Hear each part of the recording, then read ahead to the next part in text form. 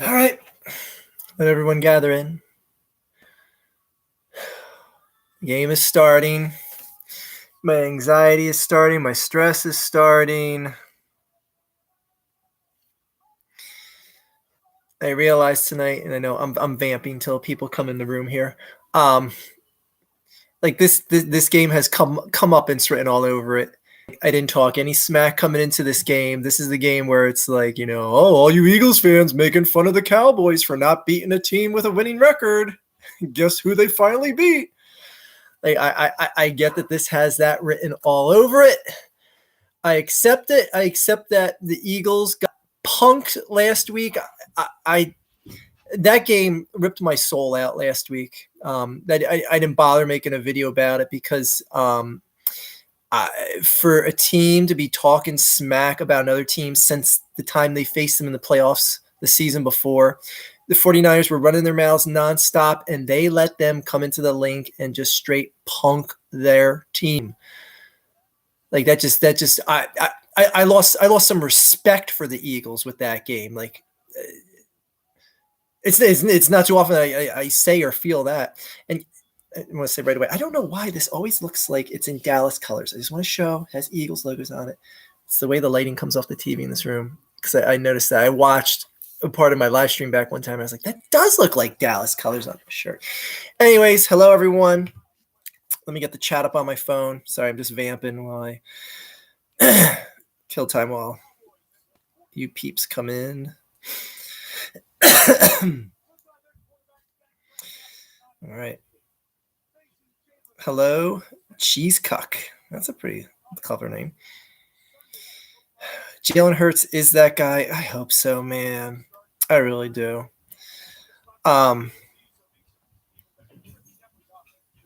This Dallas team does not scare me. No one. Oh my gosh. I know. Not one win over a 500 squad. If they do win, I'll give them credit. Yeah, I mean, I'll give them credit too. Like, obviously, I ain't gonna be talking about look who you beat and anything like that this year, because right now they've done nothing overly impressive at this point.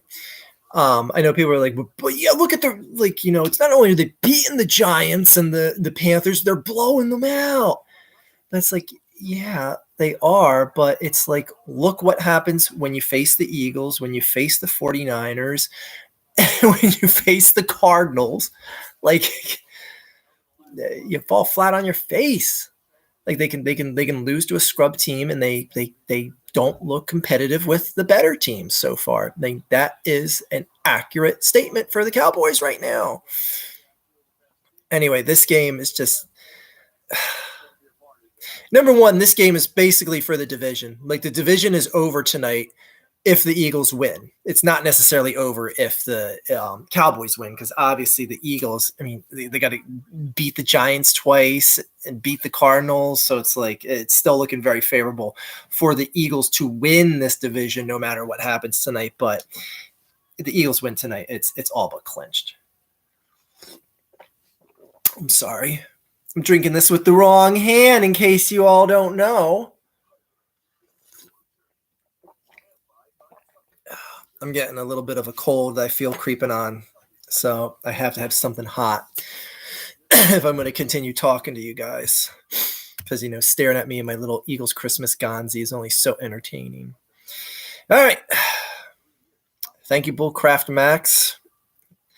Wife got me this. I think my wife got me this for, my birthday a couple years ago. Shaq Leonard is playing. Yes, he is. A lot of people, are saying, what are you getting so excited for? Well, number one, the Cowboys wanted Shaq Leonard. Number two, he is a position of need for the Eagles. I know people are like, God, he's a shell of what he used to be. And I'm like, you know what? A shell of Shaq Leonard is a lot better than what they had, a lot better than Cunningham. I'll take that. I'll take Shaq Leonard over Cunningham any day. I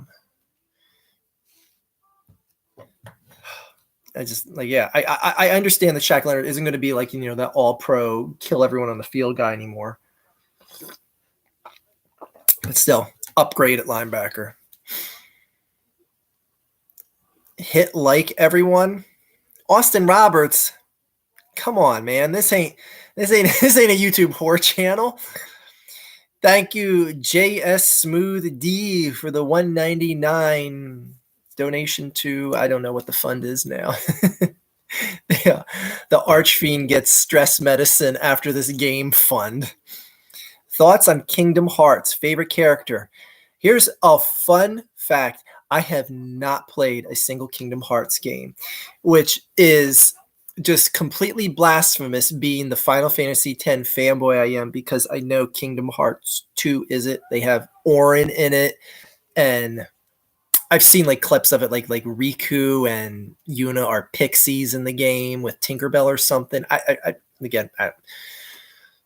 mean, a Final Fantasy X geek like me, if I'm going to sit there and play through Final Fantasy X-2, how the hell can I not play Kingdom Hearts? I do remember one thing about Kingdom Hearts. I think it was the first one in the, I guess the arena battle it's called.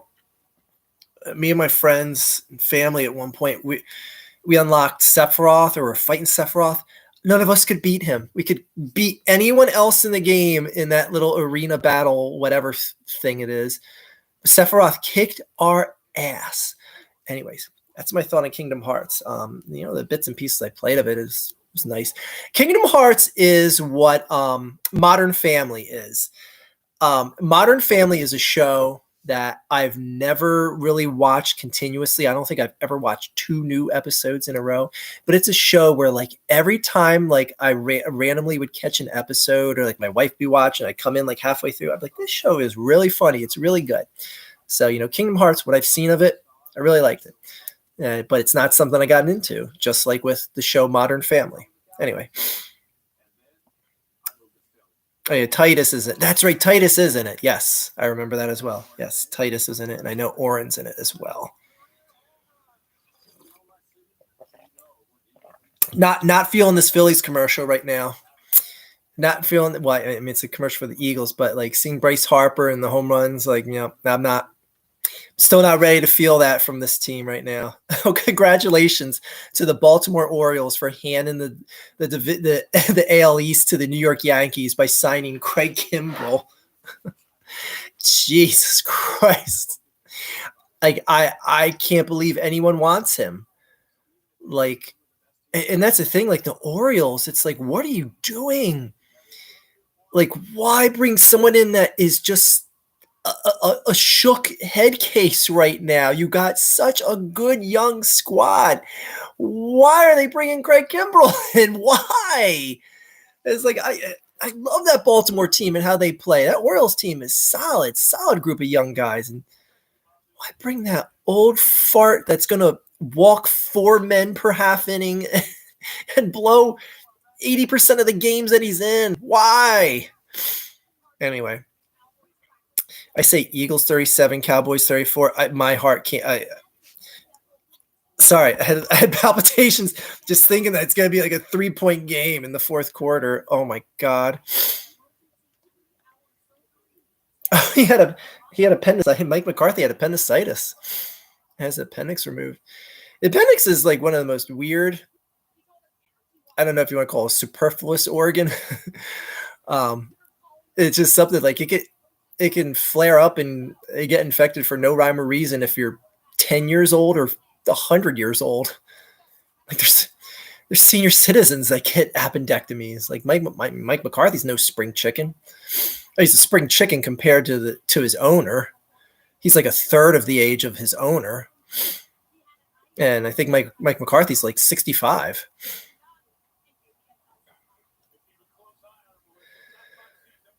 I really wish I had anything bad to say about CeeDee Lamb. I really do.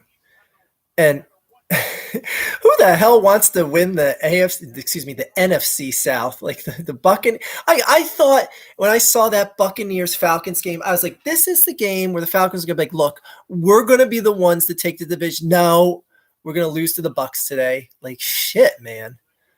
No one wants to win that division. Like, no one wants to run away. All you got to do is play halfway decent. You're going to run away. As for some other games today, boy, does it feel like it just feels like the Lions are not winning the North. Man, it's just like, why do they give their fans hope? Like, they still got a 2-game lead in the division, but it's like, let's stop kidding ourselves and thinking they're going to win the NFC North. Like, let's just stop right now. Yeah, the Vikings won a game where the final score was 3-0 today. I posted on the community forum. Josh Dobbs won today, completing 10 passes for 63 yards. Final score of 3-0. All right. Good pressure right off the bat. Flush Dak out of the pocket. But again, we saw this pressure in the San Francisco game. Saw it for a full quarter, and then they were all of a sudden just like, nah, we're done. We're clocking out. You guys play the other 3 quarters. I hate CeeDee Lamb in a way that it's like a respect hate. Like, oh, come on, man. How'd you not get it? That shit should have been Dikembe Mutombo'd into the 10th row.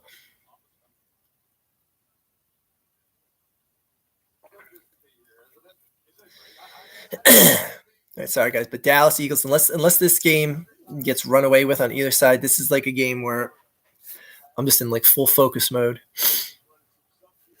By the way, bonus live show for you guys since that Eagles Seahawks game got flexed to a night game. They didn't get a first down on that. Are you kidding me? I thought he was well in the first down. I mean, I'm not complaining.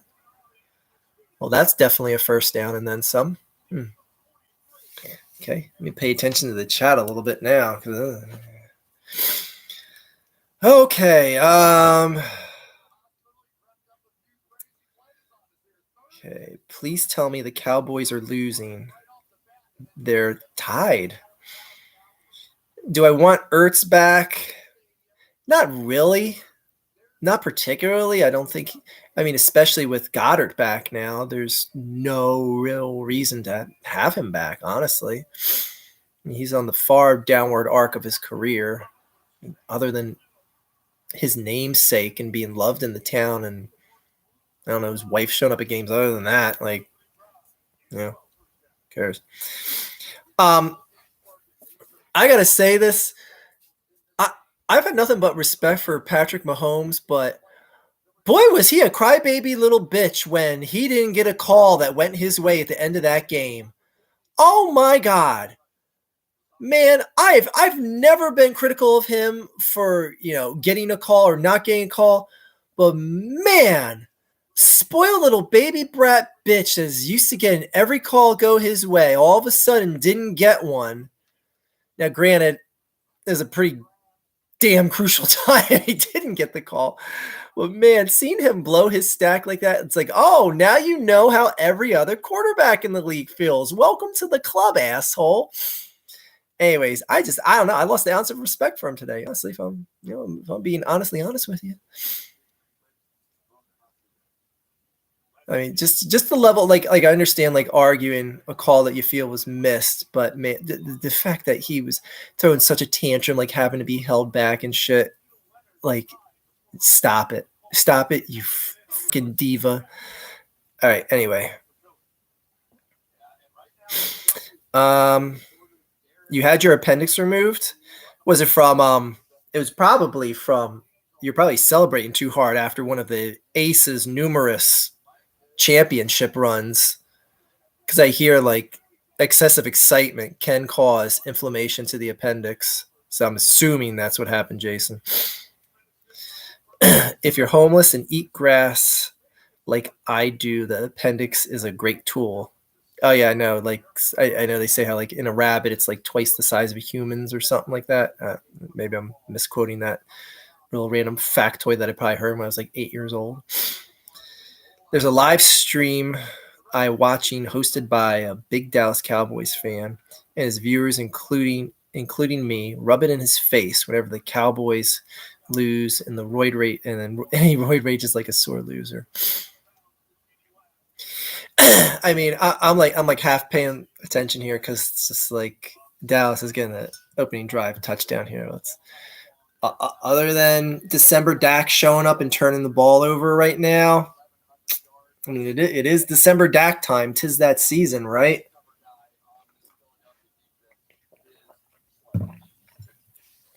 Oh, all right. Let me just see how Dallas gets this touchdown here. Let's see, is this December Dak? Yep. You know, I know it sounds like I'm hating because the 49ers just beat my team, but man, Brock Purdy and to show you how fair I am, I'm gonna correlate this to a player on my team as well.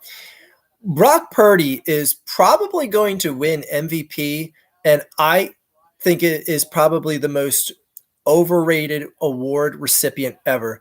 This guy does so much little dink and dunk shit that someone like Debo takes off like 50 yards after the catch, and all his receivers doing the same. December Dak, December Dak, December Dak. Nope, that's touchdown Dak. Anyway, flag. Is that coming back? It is coming back. All right. Dance your ass back to the line, CD. CD your way self. That didn't make any sense. I'm not even going to finish that terrible joke. I got a good would you. Oh, okay. They picked up the flag. Whatever. Anyways, I got a good would you rather for you guys that I might ask at halftime, probably before that, if these guys continue to keep sucking donkey dong.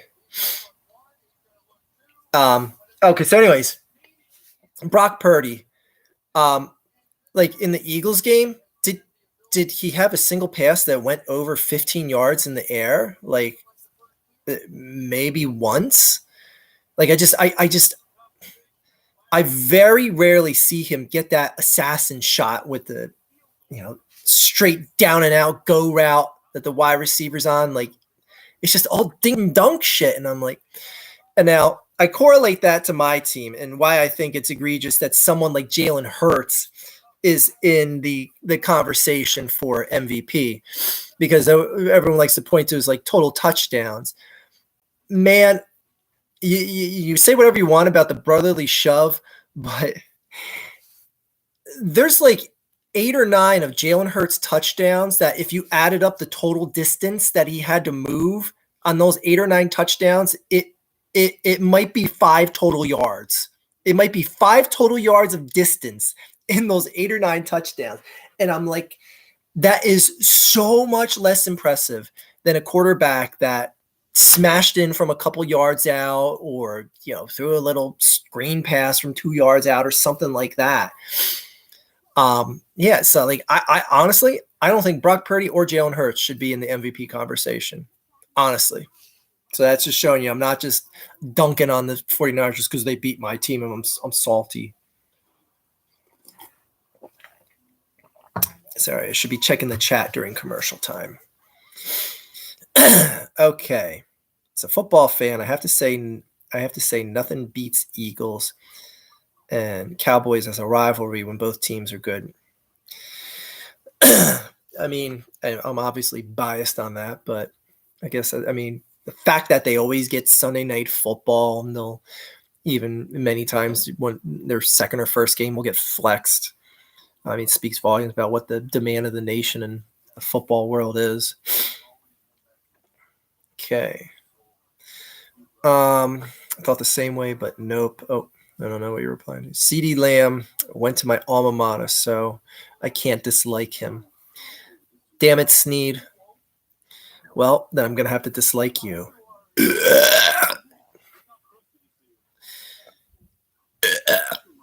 I better stop doing that before I vomit. That'll make a good live stream.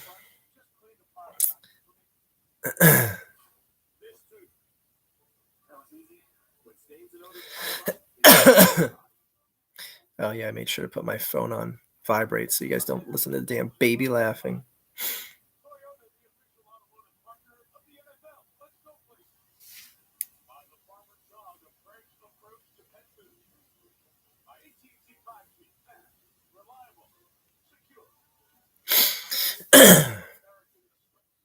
All right. All quarterbacks are hurt, so it's a weird MVP year. Yeah, it really is. That's a good point. CMC or Debo should win it. I'll tell you who's not going to win it, man. And he had an outside shot of getting it. As far as like this would have been my quarterback ahead of guys like Dak and Jalen and Purdy.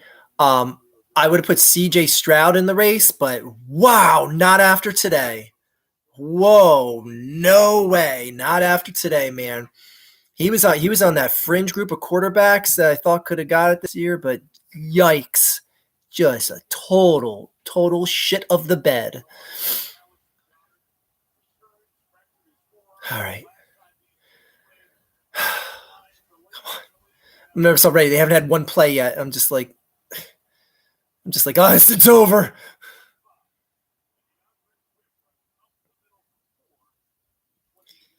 Yeah. DeAndre Swift, that's probably like 80% of his total touches for the day right there. Of course, that doesn't make much sense because how can you have 80% if you have one? Because the math wouldn't work out right? And there's some math dork out there saying, hey, you can't have 80% after just touching them all once. That just mathematics don't work out there. Shut up.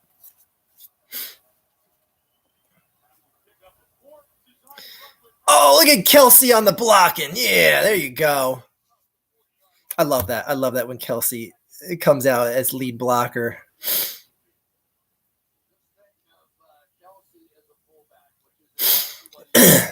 God, they're going to miss him on this team next year. I like when he runs out like that, but man, he didn't hit a single damn Cowboy. He kind of just fell.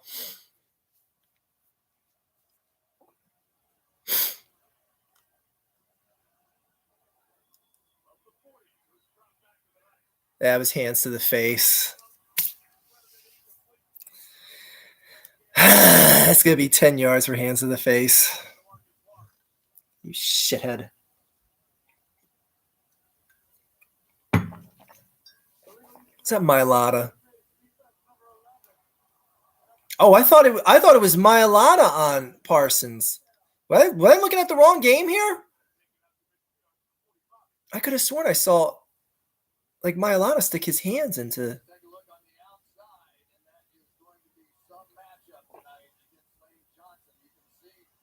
Oh. I don't know why I thought that was Micah Parsons' head shoving back. What the hell am I looking at? I can't even see the correct helmets. That's how stressed out I am in this game. Oh, shit balls. One thing like we'll do some content talk here for a second during this drive. One thing that I'm pissed about, like the AVGN video I just made, is I didn't make one friggin' mention about him uploading a censored version of season 1 of AVGN. I was like, how could I not mention that and how much of a pussified version of himself he's becoming? And even before that, he uploaded Atari Pork. He censored his old Atari porn video. Anyways, that concludes the AVGN portion of the video. I can't believe how well that video is received. I thought for sure there was enough AVGN fanboys that were going to be trying to shit all over it.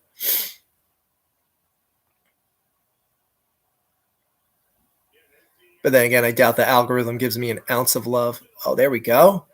Is that a Dallas Goedert sighting? Welcome back, my man.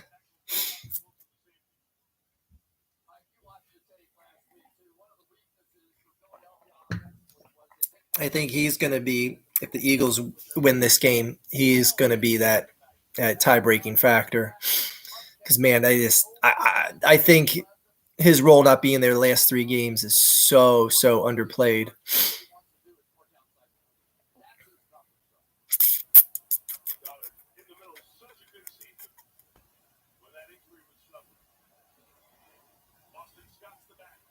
There we go. Keep running right up the gut like that. Let's go. You got this big beefed up offensive line for a reason. You signed DeAndre Swift in the offseason for a reason.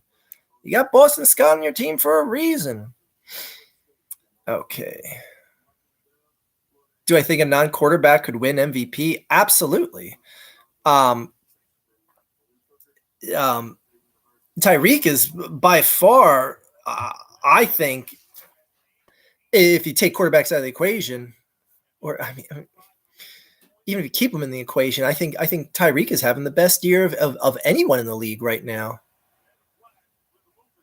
I don't think he'll win it, but he should.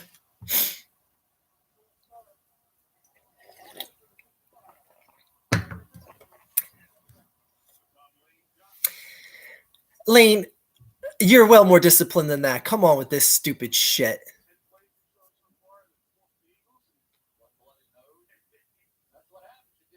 Wow. Mika done busted Lane Johnson's nose open. Holy shit.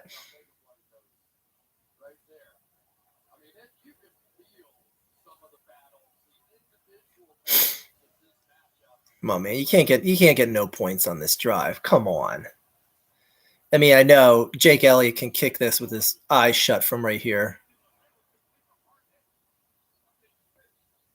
I mean, I guess that wasn't a shot to the head.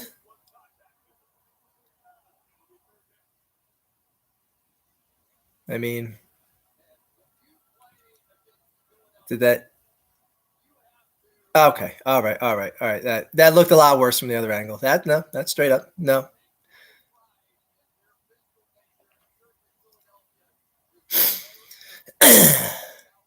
Well,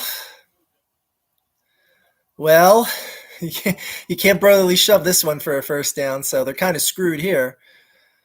Oh boy.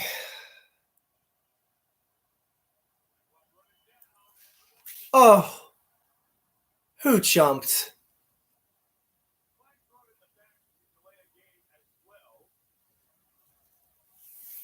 Are you kidding me?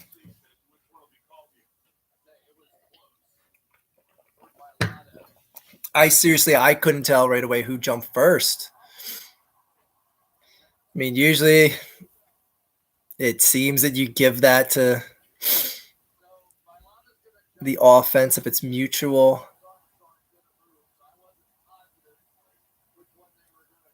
Oh, wow.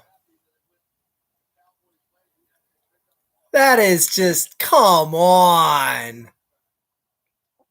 That's got to be offsetting penalties, man. That's bullshit. How the hell is that so clear cut for Mailata jumping? Oh, that's my quarterback. That's my quarterback. That's my quarterback right there. Let's go. Let's go. I mean, make it 3rd and 50. That's my quarterback. Let's go. Right back. Lined up off sides. They better throw a flag on that. There's 2 different Dallas Cowboys lined up off sides on that, but you know what? It don't matter. First down and then some anyway.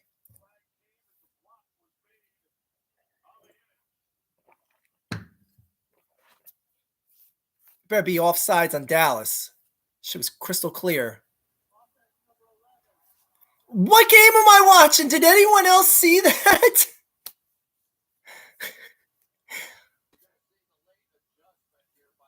Well, then that line that NBC drew on the field must have been bullshit because there was 2 Dallas Cowboys that had their hand over the line of scrimmage. All right, so 1st and 20. I don't know if you guys know this, but that's my quarterback out there. So first, might as well be 1st and 2 yards. 1st and 20. Who cares? Watch what my quarterback does here. Please. I might go to the bathroom right now.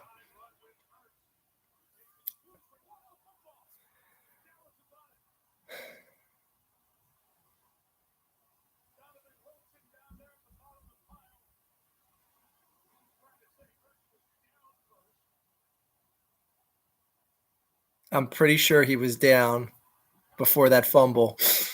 But there goes the end of Archfiend's cockiness for the night.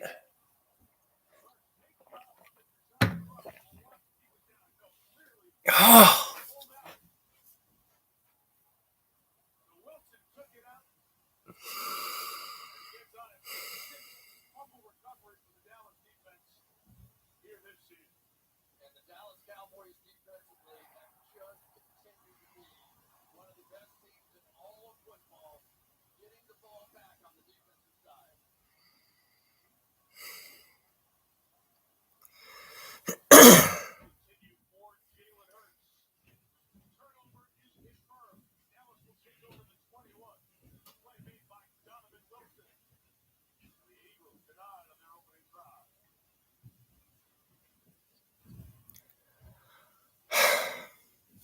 Well, that's my quarterback.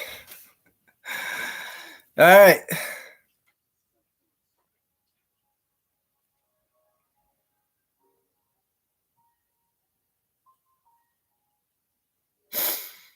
Okay, so it's still the league is still investigating the Big Dom situation. What more is there to investigate? Like, did he drop a racial slur or something? Like, what is like? I'm so tired of hearing anything about that. Hi, Seth RPD. Looks like you're wearing a Cowboys colors, Art. Yes, I know. We've clarified that. It is an Eagles Gonzi. An Eagles Christmas Gonzi. Yeah, no, I don't know. I must be the camera on the Chromebook that makes it look like that. Sorry, this game's making me want to vomit. As a Niners fan, I was curious why you weren't live last Sunday. Well, I really do games at night after the kids are in bed and bathe and everything like that. There's just too much shit going on to do a live show during the regular hours. If you were in full control of the Eagles team, what changes would you make, if any? I don't know. I'm not in the business of coaching or making the big decisions. That's why the people that get paid millions of dollars are the ones. Final Fantasy VII is actually a Philadelphia Eagles sweater. Oh, Hank Final Fantasy VII. That's his name. Okay. Okay. We have no creative plays. Well, we creatively fumbled there. That was pretty creative. Fly, Eagles, fly, Jacob. Yeah. Start doing push-ups in your driveway arch. Or crunch. I think it was crunches, wasn't it?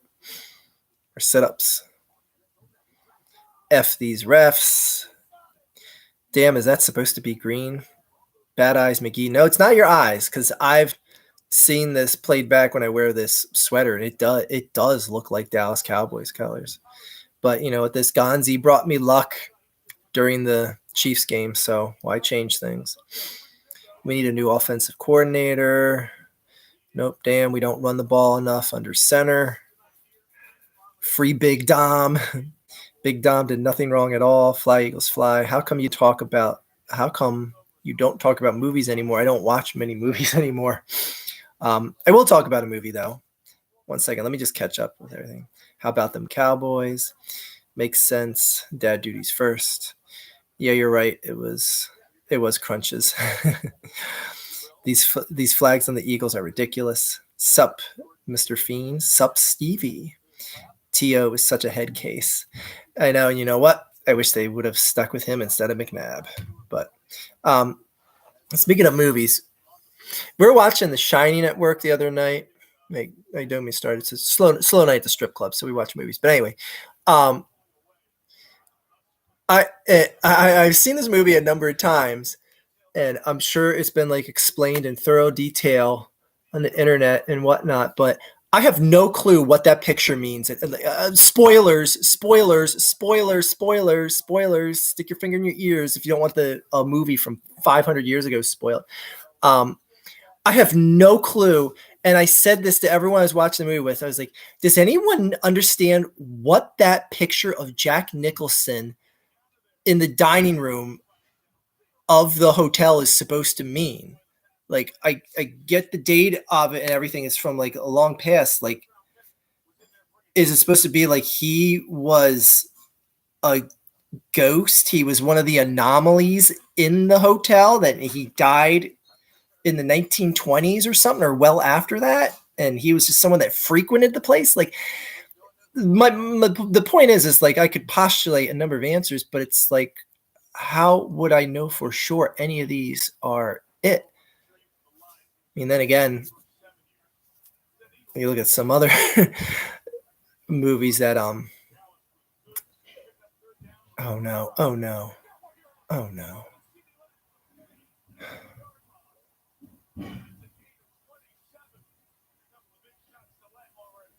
Anyways, you look at a movie like 2001: A Space Odyssey, and you're like, well, what were they going for there with the Dave growing old in the room and the monolith there, and then the baby in the end, the embryo, and I'm like, the hell is this? What's going on? What happened to the movie? So the movie all of a sudden did acid, and it ended. But anyways, yeah, I to this day, and I was like, okay, maybe I'm the stupid one in the room, but I want to ask everyone, what the hell does this picture mean? Like I've never understood it. Like oh, it's a picture of Jack Nicholson and he's having dinner with everyone there, but it's from the 1920s and it's not the 1920s anymore. So he died, and like his wife and kid like lived with this spirit being outside of the resort before they went there. Anyway, this game's going well. Jacob Donnelly, thank you for the $5 donation. Here's to the Mother's Basement Fund. If that's even a thing anymore. Well, thank you. I will buy a new piece of plastic furniture for my mom's basement with that $5 donation. Thank you very much, Jacob. Okay. Well, I'm going to be more interested in like reading the chat here to see if anyone explains the end of the shinin, as the Simpsons would say. I love The Shining. It's one of the greatest psychological horror films ever made. And I started watching Doctor Sleep, the sequel. Like I just found out that was the sequel to The Shining that came out a couple of years ago. I just started watching that, and that's a pretty trippy thing. So there you go. See, we're talking about movies left and right here, man. This is practically a movie podcast. Breaking Bad is amazing. Oh, hello, said everyone ever. Kubrick was always cryptic with his directing. Yeah, it's weird. It's like he was and he wasn't, because it's like with Full Metal Jacket, there's like nothing like ambiguous or anything like that. Oh, look who it is. It is the artist formerly known as Undertaker Freak. I'm tired of being asked for hand jobs. It's been over 10 years, people. Stop harassing me. Thanks. Yeah, he's gone on well beyond hand jobs. You can just bend over and stick it right in. He won't mind. Trust me. Thank you for that €10 donation. Is that the symbol for euros? Thank you. But yeah, Kubrick, trying to think of any other movies he made that weren't that cryptic. But anyways, let me see if anyone is trying to explain. It's been a while since I've seen the movie, but I always took it as, since he became part of the hotel anomaly, the hotel had to make it part of its history. That's interesting. But see, that's the thing. Like, there's like a number of different possibilities that that you could go with. I wonder how much of that stuff didn't actually have a deep meaning, and it was just stuff Kubrick put in films because he thought it looked cool. Possibly. I wonder what the entirety of the AVGN movie was supposed to mean. It was supposed to mean, I got you guys to pay for this. Now pay for it again in the theaters, or buy it on Blu-ray. That's what it was supposed to mean. All right, we got a 2nd and 20. They're out of field goal range. CeeDee Lamb's going to get like a 35-yard reception here. Watch. They're running a draw play. What? What does Dallas think? Like this is like 2 minutes before halftime. It's just the first quarter. Like, whoa, why would you do that? You set up a third and very, very long.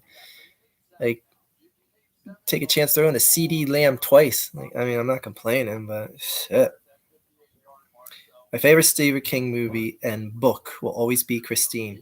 Another movie that I just rewatched recently that I haven't seen in years was Misery, and that was way better than I remember it to be. Not that great. Kathy Bates, I think Kathy Bates is great in it. Oh, big play Slay with another big penalty play. Clockwork Orange is great, both novel and film. Yes. There's nothing really too ambiguous about the ending of that.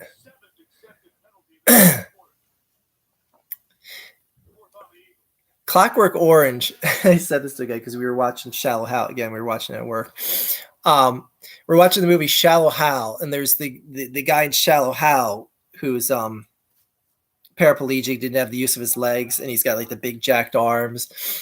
That guy, I said to everyone in the room, and they agree with me. I was like, that guy looks like the guy from Clockwork Orange that takes care of the old guy when Alex comes in and murders his wife.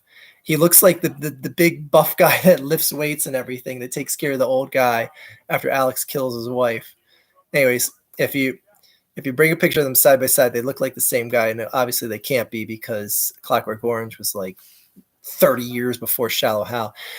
Can we get like a sack? Like, I don't know. Maybe they should try like touching Dak, like to knock him down. Like we'll start off with touching, and then we'll work our way up to tackling him. All right. Eyes Wide Shut is his worst movie, in my opinion. That's probably the only Kubrick film I haven't seen. I've obviously Googled the new titty scenes because who hasn't? A Clockwork Rolf. Oh, you just saw AVGN get called out in the H Bomber guy video. Yeah, that video I think it has like 7-8 million views now. Oof. It's not good optics. See you in the NFC Championship game? Get the hell out of here. Not after what the Lions did today. Are you getting tickets for me and we're gonna go to the game together? Is that what you mean? I was just talking about how, like, man, I don't know why the Lions do this to their fans, but they're just feeling like they're gonna let the Vikings or the Packers just sneak up on that division and take it. Like, I just get the vibe that they just dick tease their fans all season, saying they're gonna win the North. They're just gonna. I wish I had more positive things to say about the Lions because I don't know. I have no problem with the Lions. I like rooting for the lovable losers.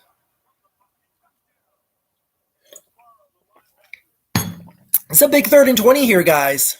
It's a big 3rd and 20 here. It's a big 3rd and 20 that City Lamb's going to convert.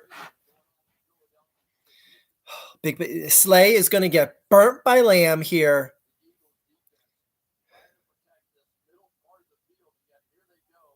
Oh, yeah.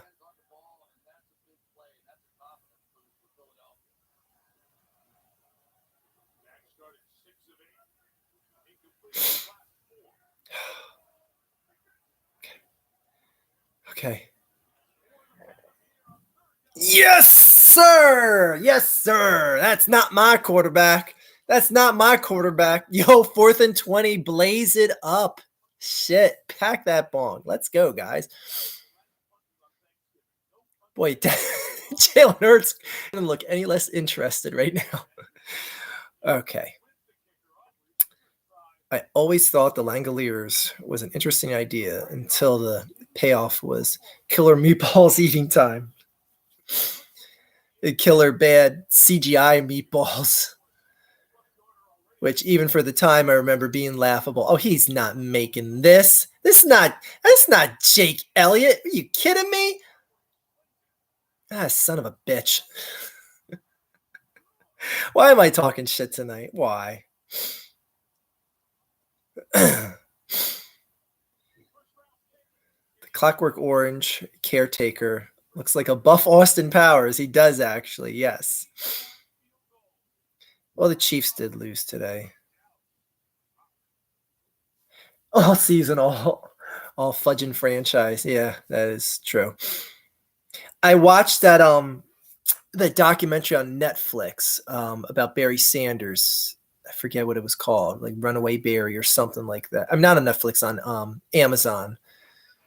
Really good. It was really good, and just like, man, it talks about his career, and like you just forget, like he left like chasing the all-time rushing record, and he would have absolutely decimated it, and like Emmett Smith would have never had a shot and catch him if even if Barry Sanders played another 3 seasons. Like it took Emmett Smith like piecemealing just scant yardage games to get the all-time rushing record when he's playing for the Cardinals in Arizona. But Barry Sanders, he left. He had like, it was like a 1,600-yard rushing season, and he was just like, I hate the owners. I'm out. I'm moving to London. And it's like, Jesus. Like he probably had a couple 1,000-yard seasons left in him. He would have crushed the all-time rushing record. Yep. Detroit chased away 2 generational talents. That is the truth. Megatron and Barry Sanders. Like that is just, I'm trying to think, like, is there any other franchise that chased away 2 talents the caliber of being one of the all-time greatest wide receivers and one of the all-time greatest running backs, like just at any position, like in baseball, you can say the best shortstop or whatever. Congratulations on the Dodgers for signing Shohei to $700 million. I mean, I honestly think he's worth it as far as what he can contribute both from the mound and at the plate. So good for him. I don't think he has to, once he retires baseball, I don't think he's ever going to have to work a job. That's my hot take. I don't know what you guys think. You know, I'm seeing a commercial for this here. Night Court was one of my favorite shows as a kid. I could list 6 trillion other things that I would do with my life than watch the new Night Court show. And it's like, that's all we got creative wise. Like first of all, Judge Stone is dead. He's dead in real life. Harry Anderson died like 8 years ago. Marky Post wants nothing to do with the show that I've heard. I don't know if she came on since I've heard the initial episodes, but they got John Larroquette, and he's a judge. He's not even an attorney anymore. Like, yeah, thanks. I'll pass. I'm sorry, but I'm busy doing absolutely anything else when that show's on. Anyways.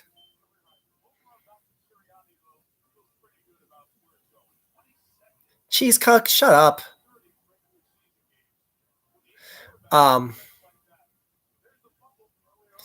Walt Payton broke the rushing record while playing for mostly a losing team. I say this as a lifelong Bears fan. Yeah.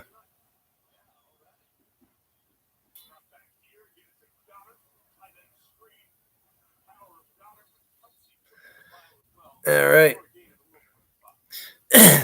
There's something that I feel comfortable with when the Eagles are down by 10 points in a game this season. It's like I don't feel panicked yet. As long as it stays in that 10-point range, I'm fine.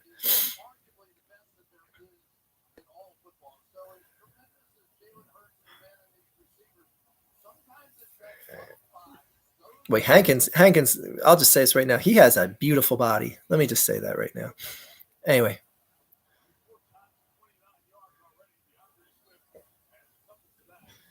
Oh, might as well just brotherly shove here. Speaking of the brotherly shove, all right, let's go into commercial here.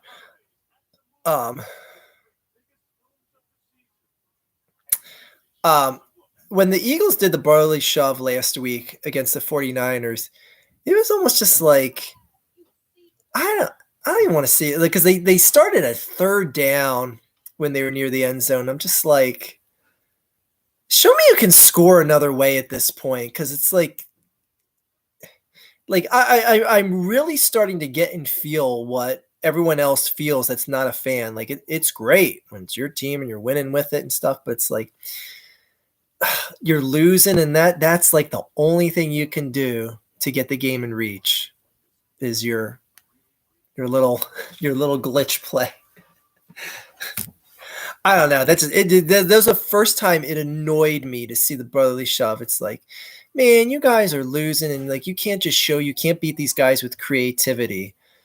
Like the only way that you can get into the end zone is to do the brotherly shove. Like just because I feel like at that point it's just like the 49ers know and everyone else knows they can't stop the play, but it's like to get back in a game like that where they're kicking your dick in the dirt, do something to mentally rock them, being like oh my God, they got down to the 2-yard line. They didn't even use their cheesy play to score on us. They scored another way. It's just so much more mentally damaging to the defense of the 49ers. It's like, okay, oh, they did the brotherly shove. Okay.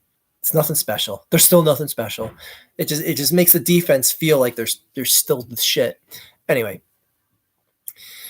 the Blue Jays were positive they would get him. Yeah, Shohei. I I heard like 5 different teams positive they were getting him. Like Seattle at one point was supposed to be like he's definitely going to Seattle. I'm trying to think what the other teams that were in the mix. But there's any number of teams the past several weeks that were the quote unquote that's the team show he's going to. And honestly, I didn't hear anything about the Dodgers being that team till like 2 days before he ended up signing with them.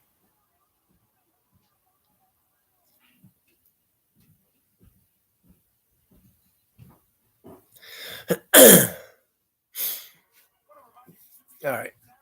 Oh, I should be paying attention to the damn chat here. I wish that Barry Sanders and Calvin Johnson would have had the same luck that Matthew Stafford did in being able to leave Detroit and win a Super Bowl in another team.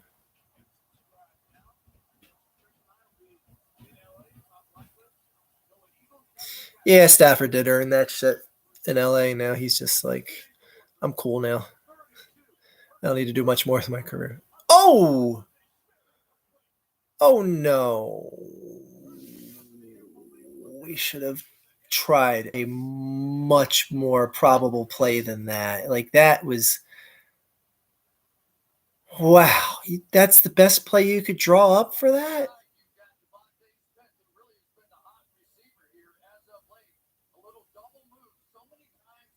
They should have did the brotherly shove there, right?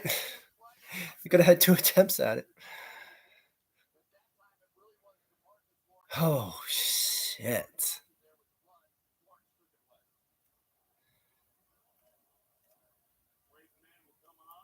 By the way, it is 65 today in Philadelphia. That's just some filthy shit. The hell is going on in this world? I mean,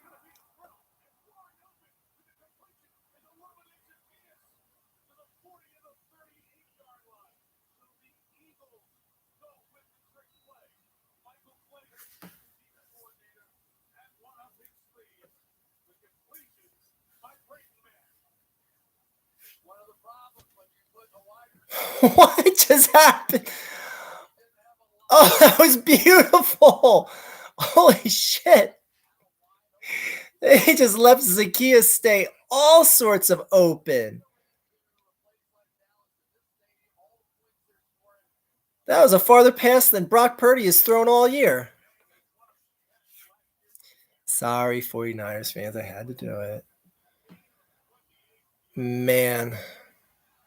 Well, that's wow. What a great follow up to that trick play.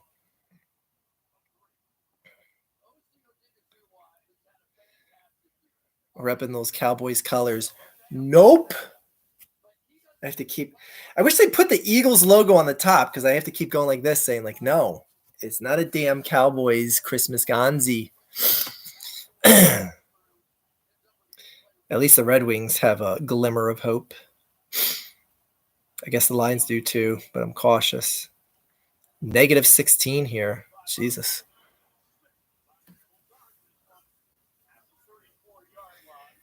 Negative 16. That's like even ice dies in negative 16. I don't know what that was supposed to mean, but it's at the time it sounded great in my brain. My mouth just decided to say it. All right, third down again. I mean, at least they're in field goal range.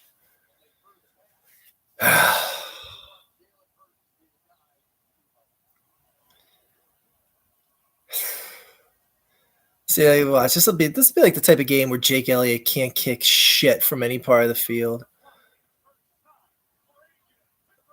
Hit AJ in the dick. Like that's seriously like that. I can't wait to see a slow motion replay of that because that ball just drilled AJ Brown in the cock. Oh no, it didn't. Okay, it kind of hit his thigh.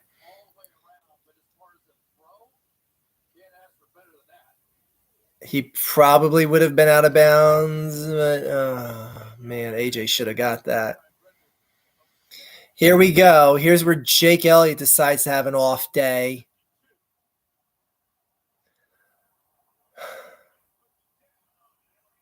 Okay. Okay. Points. Points. Just needed points.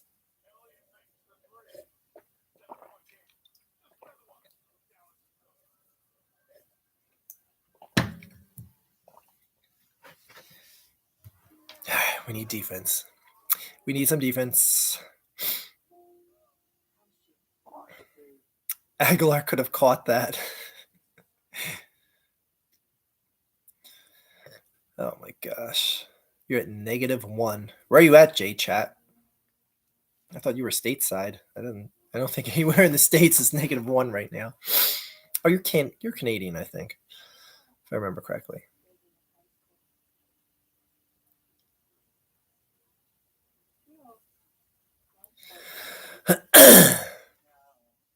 All right, I got a would you rather or while we're on commercial.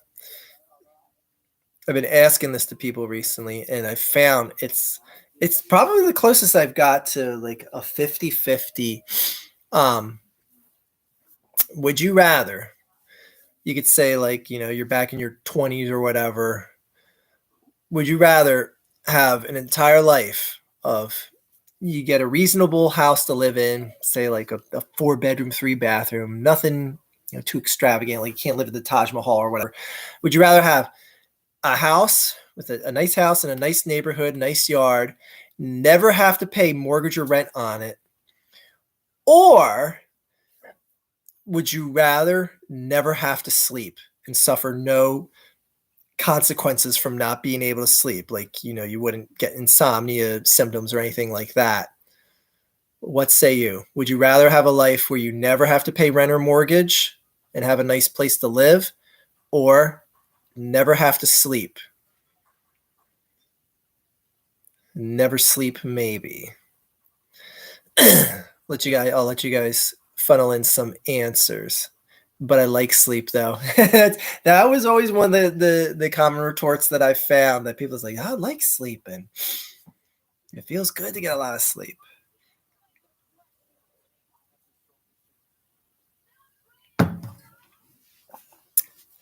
But yeah, I've been asking this to people, and it seems to be close to 50-50 that I get response wise. Yeah, let's see your answers.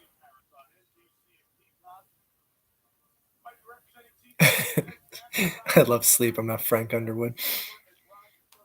I never have to pay rent. I like sleep. Option A. Never have to pay rent.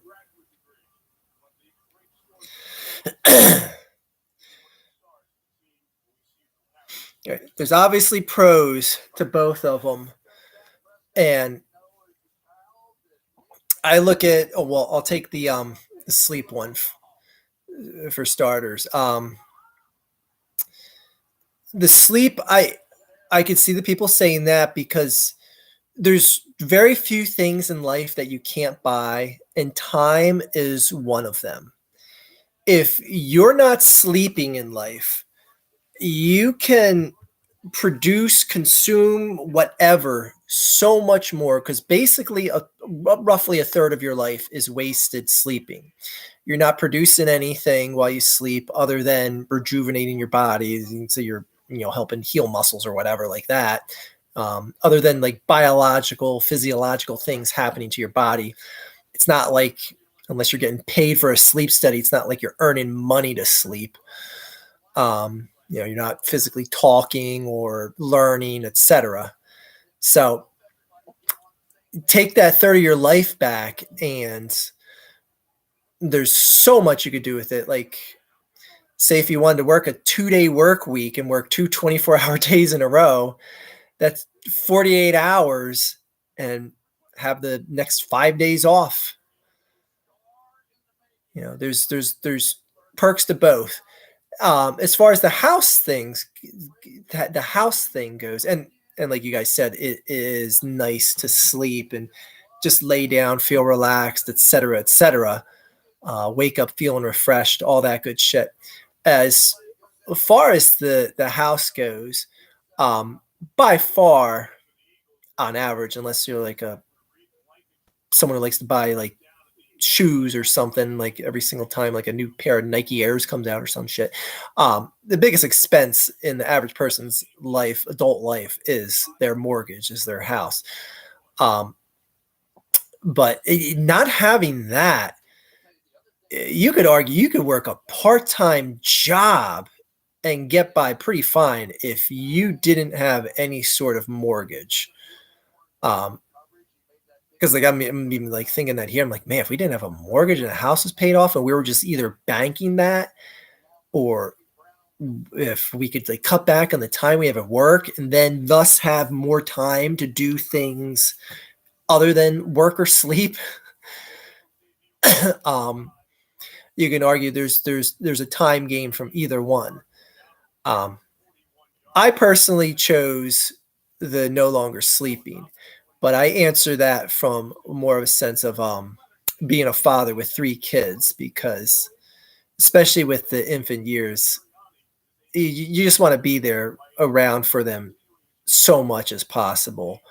It's such a formative time in their life. And as a parent, as a responsible parent, I feel you should really want to be there. Not that I'm shunning anyone that's a parent out there that chose the house option. I don't know. I would just love and value that so much more than not having to pay rent. But then again, I also am answering that as two adult individuals, my wife and I, in a household where we're earning good money. We're not, struggling to pay the mortgage and stuff like that. So it could be, different strokes for different folks based on your current situation. But anyways, I don't know. I found that a lot of people, I found that a lot of the younger people that I ask, it tends to be the mortgage thing, or the mortgage rent thing, than the sleep. And I found that a lot more of the adults say, "Oh, I'd rather not have to sleep. I could get so much more done in my life, etc." This game is very close to being over, by the way. Very, very close to being over. But anyway, that concludes the the would you rather portion of the video. Thank you. Enjoy your sleep. Some leftists in Finland. May the cold not enter your domain on this evening. May it remain outside.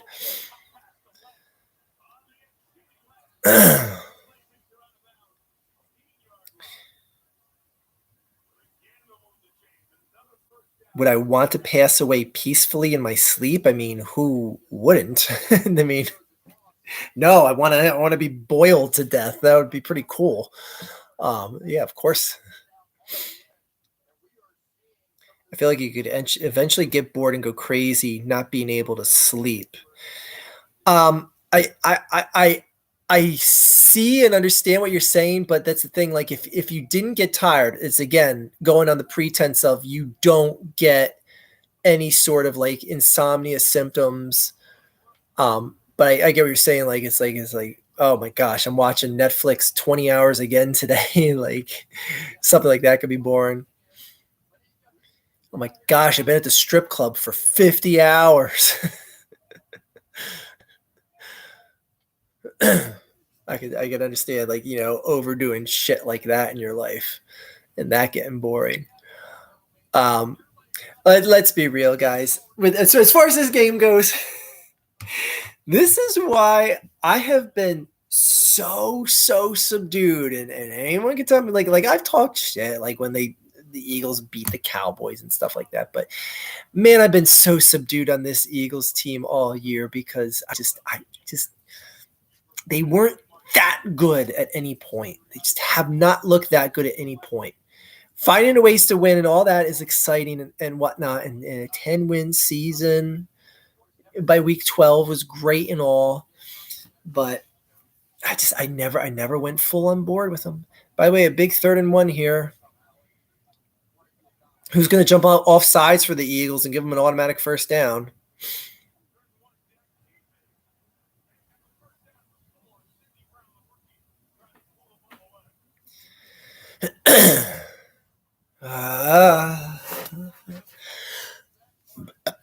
That's why, like that's another thing too. It's like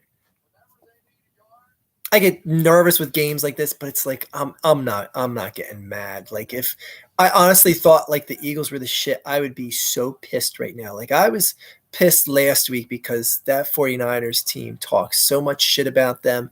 And I thought just as men they would show up and defend their house. But man, they laid down. They said, we're just gonna lay down and die. You pulled our punk card, you can keep it. Just give them the touchdown. Like, just give him the damn touchdown. You think the Eagles will be in a negative feedback loop for the rest of the season? We them boys going to the Super Bowl. Honestly, J Chat, they have as much of a chance as any right now. If they catch San Francisco sleeping, they'll be in the Super Bowl. Like that, San Francisco right now is the only hurdle left in the NFC to get to the Super Bowl. Well, actually, the Eagles and Dallas will probably have to play each other in the playoffs, or like that's the crazy thing. Like all these regular season games, it's nice that we've seen the Cowboys play the 49ers and the Eagles play the 49ers. Like that don't mean shit unless the 49ers beat one or both of these teams in the playoffs. And like that's the crazy thing is like between the 49ers, the Eagles, and the Cowboys, one of these teams is going to play the other twice more than likely. Like unless there's some sort of huge upset, like my God, they just stopped them on 3rd down.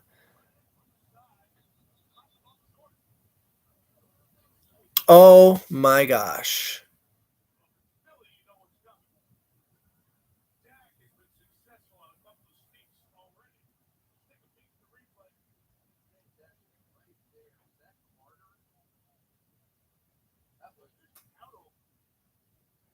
God, that if that ball didn't break the plane of the end zone, that was like an inch at the farthest out. I mean, it depends when he's down. You can't even really see.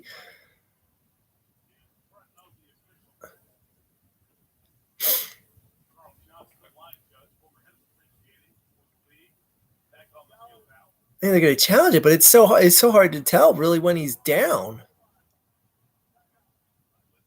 Again, this is one of those things where it's like, how can you get a conclusive review to overturn this? Because you can't see shit. Like you lose sight of his legs right there. The ball's not across, but are they down yet?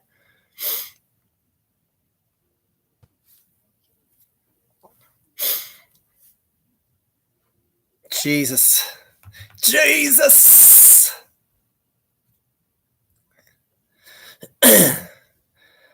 Okay. Why is this doing that? Chat filter. What is this?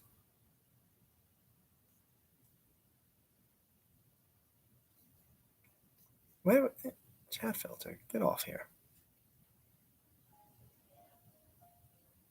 Okay. Sorry, there's some chat filter thing on my phone.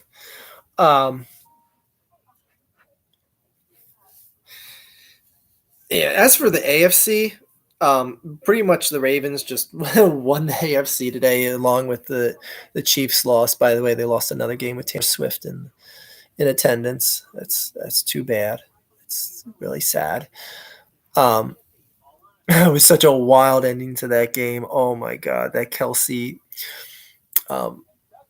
turnaround lateral pass touchdown that got taken off the board.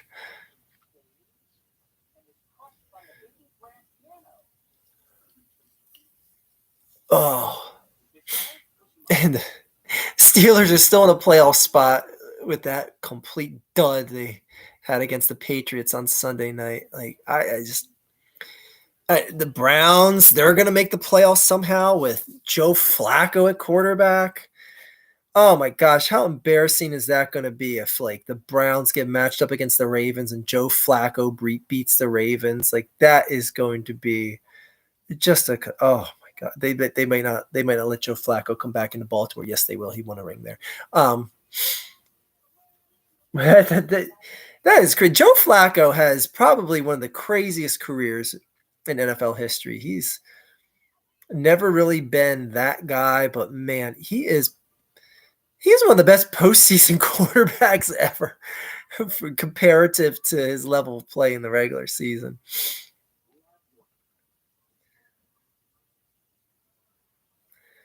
All right, let's see what the hell this call is. Like, I don't even care if it's a touchdown or not. Yay.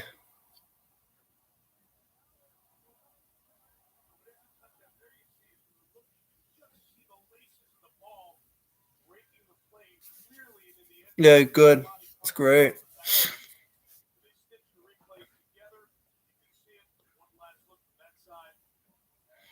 Well, back-to-back duds for the Eagles.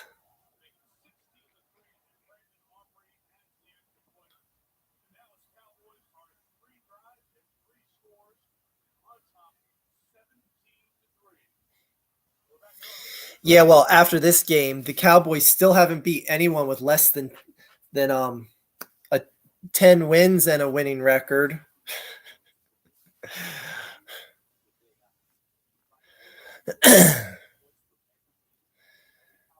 Yeah, like I said at the top of my chat, the top of my live stream, I said I realize this game is just like the mountain of comeuppance coming down on Philadelphia. For all the fans, like me included, just they've been like a lot of the shit talking I do it just to be uh, adding something to the game, just make it a little bit more than watching the guys play and poking fun at Dallas for never beating a team with a winning record. Like I realized when I'm just like, oh shit, it's looking like that Eagles game is probably going to be the first time they do it. So it's going to look pretty foolish to talk all that shit. But it's the little things in life. Thank you, Am Dragon. Arm Dragon. That makes a lot more sense. For that $5 donation to the Archfiend Plastic Furniture Fund for his mother's basement. Here's a painful would you rather for you. Would you rather Eagles permanently have Carson Wentz as quarterback or Doug? Oh, I take Doug Peterson as the head coach.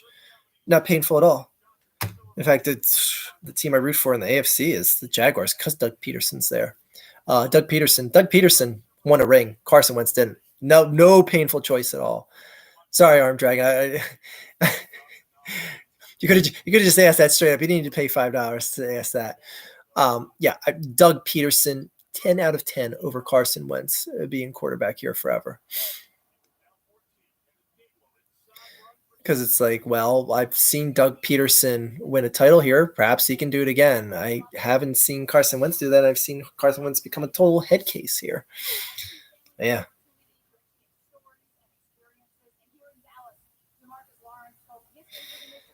Getting cooked. We've been cooked. Yeah, Liam, that fumble was pretty much it. And yes, Zombie X Hunter, the Chargers are in fact a dumpster fire. Oh, Rotten Hee Haw, you must not have been here earlier when I went off on Mahomes and lost an ounce of respect for him with that the way he was yelling for calls finally not going his way. He came off like such a crybaby little bitch. Like I don't care if the call was missed. Acting that furious. Oh, you call everything my way. You have to. Don't you know it's in the rules? I mean, I'm sure the commissioner is going to fine the shit out of those refs for missing a call against the Golden Child. But yeah, I lost so much respect for him, seeing him be such a crybaby bitch about it.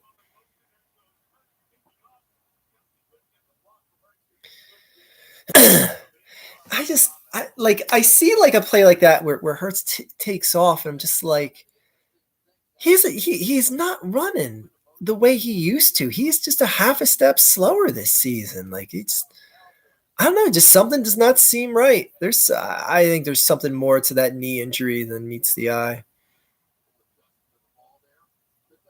What the hell was that? The ball was like a half inch not in the right spot and they had to move it? When the hell does that ever happen?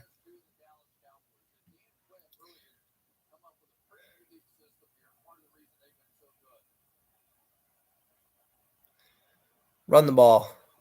There we go. First down and then some. Okay. Okay.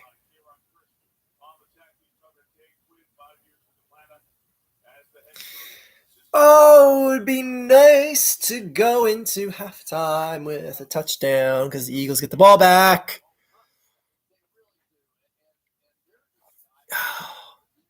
See, that's the one thing that I'm hinging my hope on here is like, okay, drain this clock, get a touchdown before half, and get the ball back after halftime. Like there's plenty of time to salvage the utter turd that you've been laying in this game. Look at him. He's just not. He's sliding for a sack. Like, and look at him. He's coming up lame, man. Jalen is just not right. Jalen is just not right, man.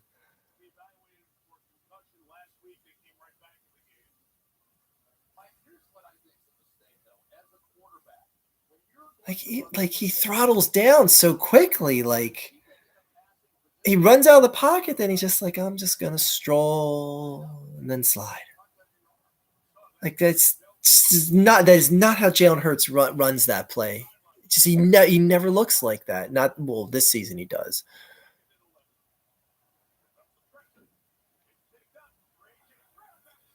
Oh, we have an AJ Brown sighting. Thank you. I just would like this clock to be run down a bit more. Don't blow your load too quick here. Like a quick touchdown here is just leaving a little bit too much time on the clock. Oh, they were hiking it quick because they think AJ didn't catch that, which he might not have. Oh, they're trying to break Dallas Goedert's leg now. Shit.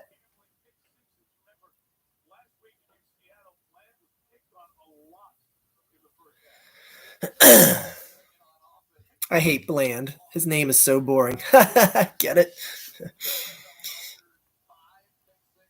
I agree with Arch. Mahomes acting like that made me lose respect for him. Him and Chiefs have gotten annoying. It's crazy. And Patrick Mahomes' brother hasn't been any part of the annoying this season. They said, hold on. They also said, hold on. Taylor, come on in. We need something else to be annoying about the Chiefs this year. We don't have Patrick Mahomes' brother in the picture anymore. Yep, Chelsea, sometimes they just grab each other's legs because they love each other that much.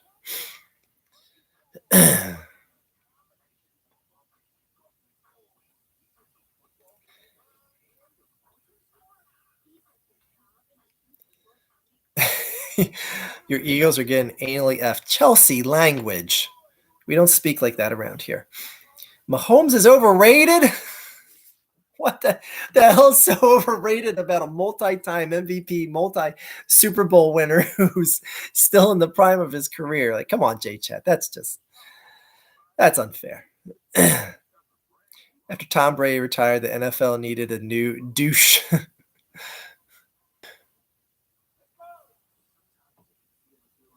I mean, Mahomes can cry all he wants, but his team is not going anywhere this year.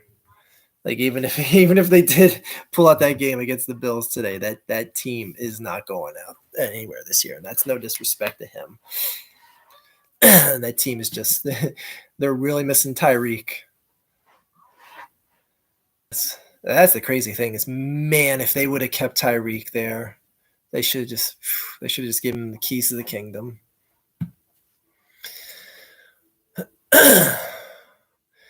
Oh, Eagles. You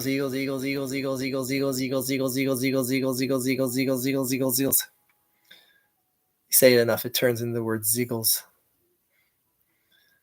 that Batista in that Jeep commercial? It looks like him. It looks like old divorced, let myself go Batista.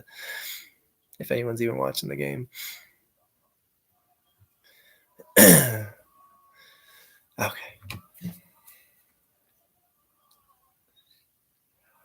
Tom Brady is not the GOAT. Half of his Super Bowls were won by the kicker, but he got them there, man. And that's half the battle. I wish I could tell you I don't think Tom Brady's the GOAT because I find him to be just such an utterly insufferable piece of garbage, but he is the greatest of all time. It just is what it is. Slumping Chiefs drop there. There's Mr. Crybaby. Wah, wah. He should play for the 49ers because he whines better than any of them do. Anyway. Okay. Field goal, not feeling good. Touchdown before halftime, feeling good.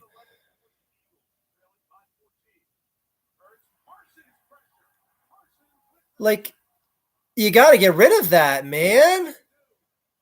How is his spatial awareness in the pocket not good enough to know that you got to bail? You got to bail. There was so much time to realize you had to bail on that play.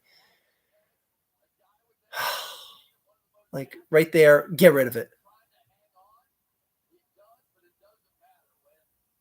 Damn, man, come on. I'm just not feeling Hurts this season, man.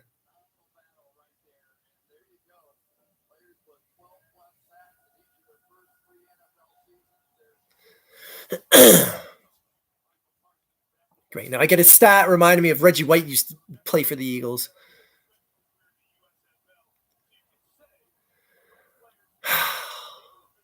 Third and 18. Honestly, I'd go for the end zone twice at this point. What's a field goal going to do in this game? Like honestly, I would go for it on fourth down. If you don't get it here, go for it on fourth down.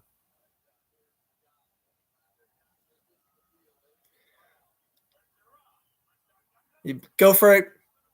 Go for it, and don't even think about it. Go for it. You ain't winning this damn game with field goals. Left a minute 52 for Dak to go right down the field. And you guys are going to kick a field goal?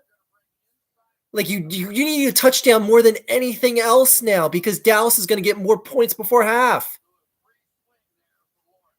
Well, congratulations to everyone who has Jake Elliott on their fantasy team because they're going to get a lot of points from him today.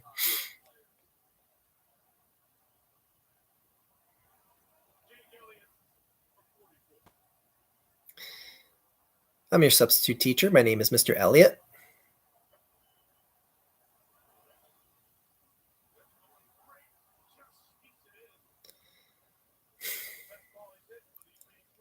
Well, look at the bright side. The Eagles have scored twice as many points as the Vikings and Raiders did today. Like that's the only positive out of this first half, guys. Oh my god! And, I was.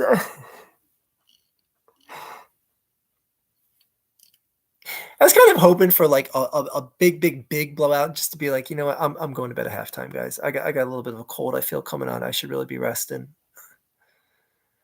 All right, back to the chat. Sorry, I'm ignoring you guys. Joe Montana won back when you were allowed to rough up the quarterbacks more. Brady would have gotten destroyed in Super Bowls 20 against the Bears. All right, well, here's the automatic thing that shoots down Joe Montana being the greatest quarterback of all time. He played with the single greatest position player ever in Jerry Rice that wasn't a quarterback.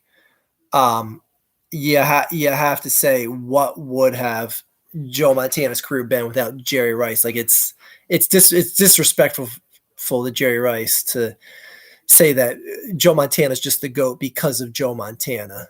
Like, I'm sorry, but man, he has so much his fame to thank Jerry Rice for. Grant, he won a Super Bowl without Jerry Rice there. I get that. He won his first one without Jerry Rice there, but yeah, that alone, and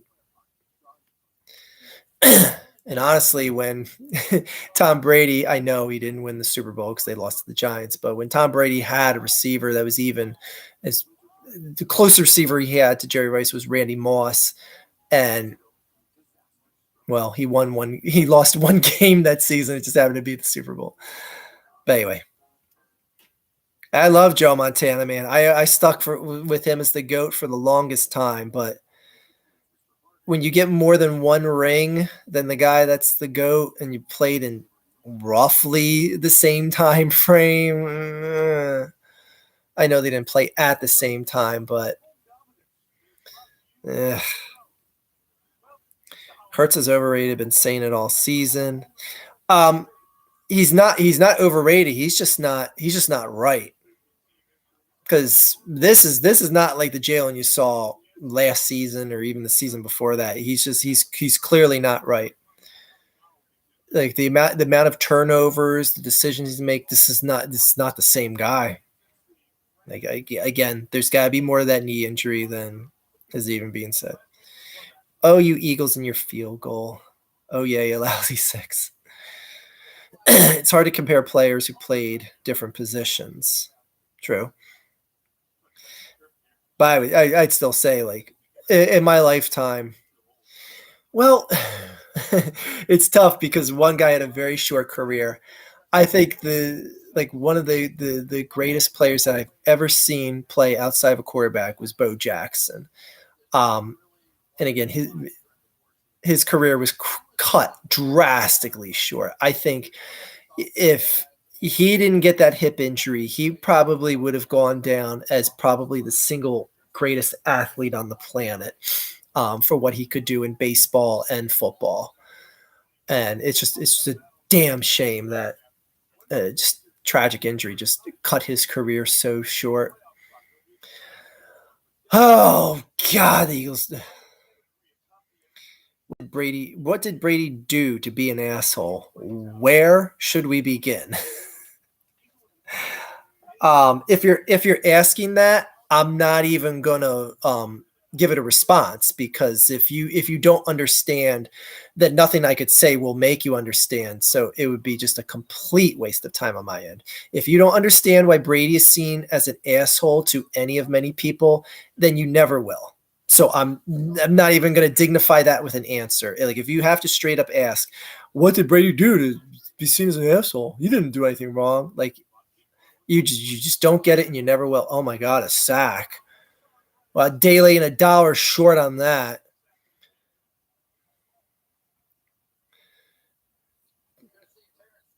Jerry Rice is the best football player ever, in my opinion. I'd agree, but then going back to the whole thing of like Montana being the GOAT, he still needs a good quarterback to get the ball to him. Like you can't just put Jerry Rice out there as like Bubby Brister and you're getting 2,000-yard seasons out of him.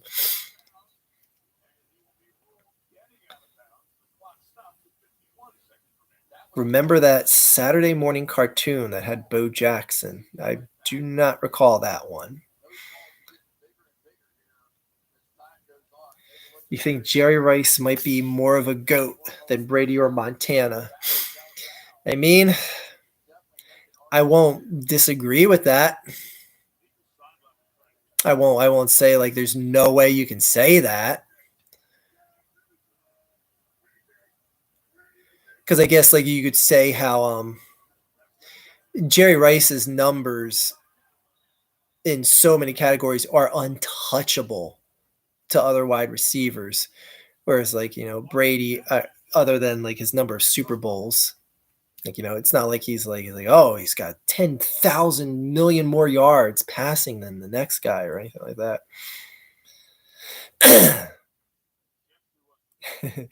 Flake Gates, Spygate. Oh, you're not knowledgeable. I'm sorry. I'm sorry, John. I thought you were saying that as like just like a Brady defender. My apologies. Because that honestly, as a football fan, that's one of the most annoying things is when you get a Brady defender say, like, he didn't do anything, he never did anything wrong. Blah, blah, blah.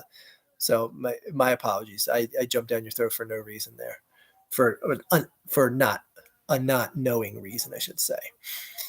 But yeah, there's Deflategate, there's Spygate, there's his Uggs, his oh, I don't know. Where else should we begin? His wives, his leaving them, his kids. All right, we won't go the personal route. But yeah, ah, Deflategate. I remember that. And by the way, I still to this day it still irks the ever loving shit out of me that Gate gets put on some sort of whatever, because they're affiliating it with Spygate, which was at the Watergate Hotel, and that's why it's called Spygate, because they're taking the gate off of the Watergate Hotel.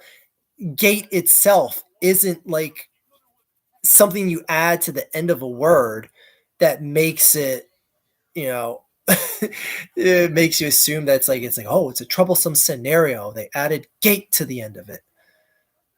Oh, stop ending gate to the end of words when there's any sort of conspiracy or something.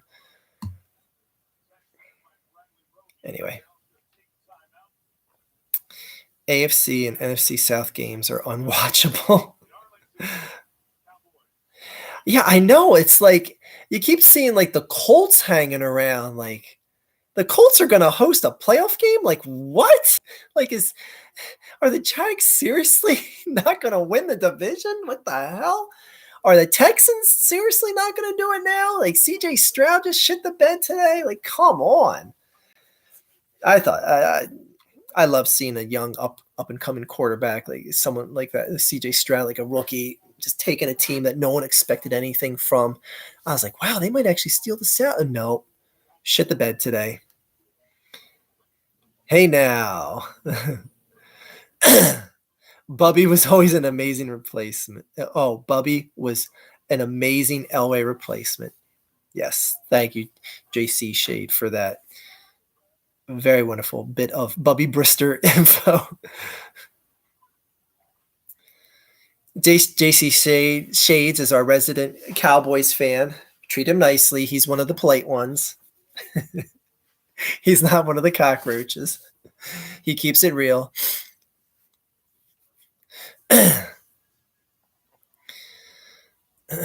Yeah, ProStars was ProStars. Oh, now I know that. I don't know why hearing the name all of a sudden made me put that together in my mind. It was a cartoon that had Michael Jordan, Bo Jackson, and Wayne Gretzky. I remember the specific drawings of Wayne Gretzky in that cartoon and just how the cartoon looked. I remember Bo Jackson having a cameo in season 1 on The Fresh Prince of Bel-Air. Yeah, I don't remember that. I believe it happened, but I don't remember that. Heaven's Gate? Where do we get on the Heaven's Gate? Riley Cooper Gate. Oh my gosh.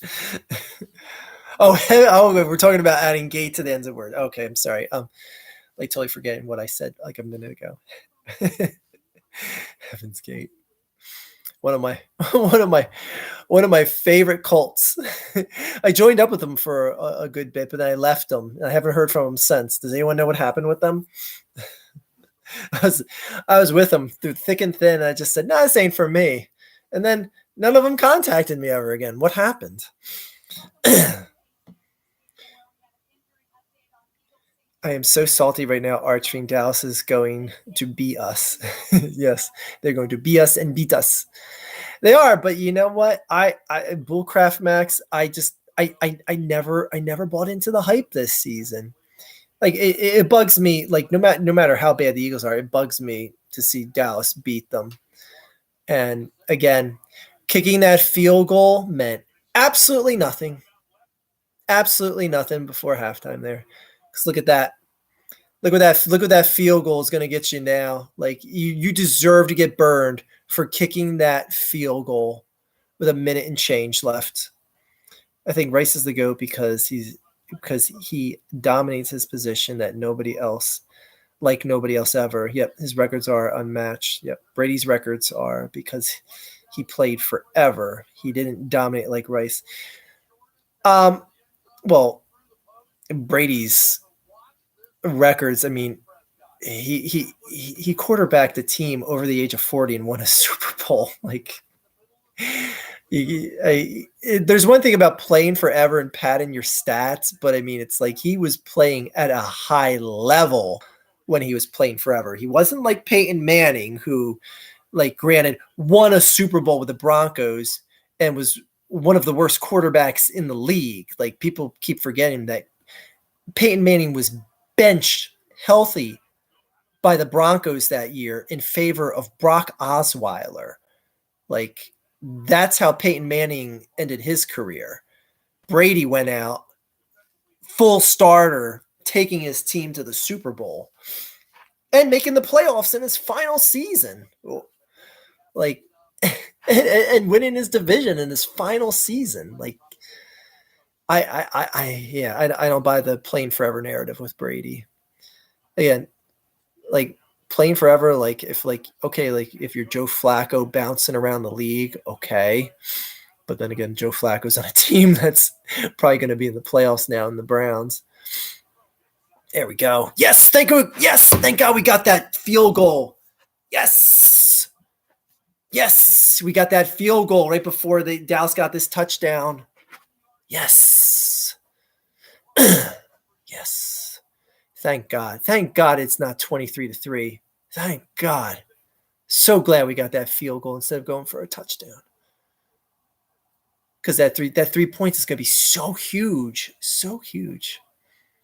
Anyway, I'm not going to complain about the score, but just the way Dallas has been against any half-decent team, I wouldn't be surprised if they blow this lead. No, it's just not happening. It's not happening, JC. You have all the reason in the world to feel confident right now.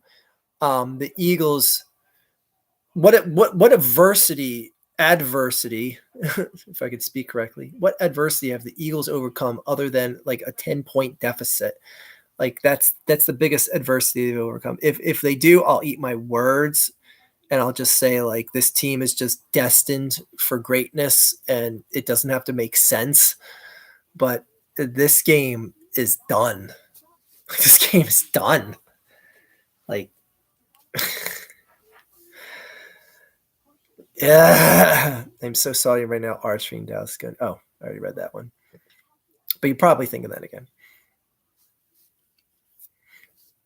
Top 3 NFL players, regardless of position: Jerry Rice, Lawrence Taylor, and Tom Brady. Yeah, Lawrence Taylor. What would he have been without Coke? But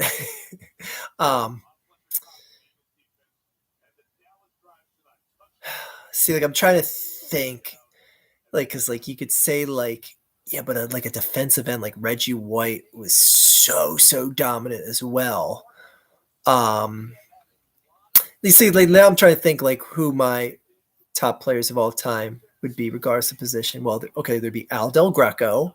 That goes without saying. Half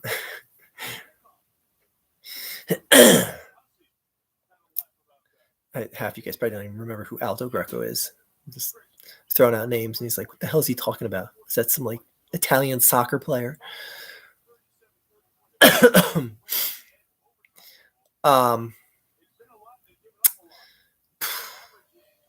mean, it's tough to say Bo Jackson because he doesn't have a career worth of stats to say, like, yeah, but look at what he did over all these years.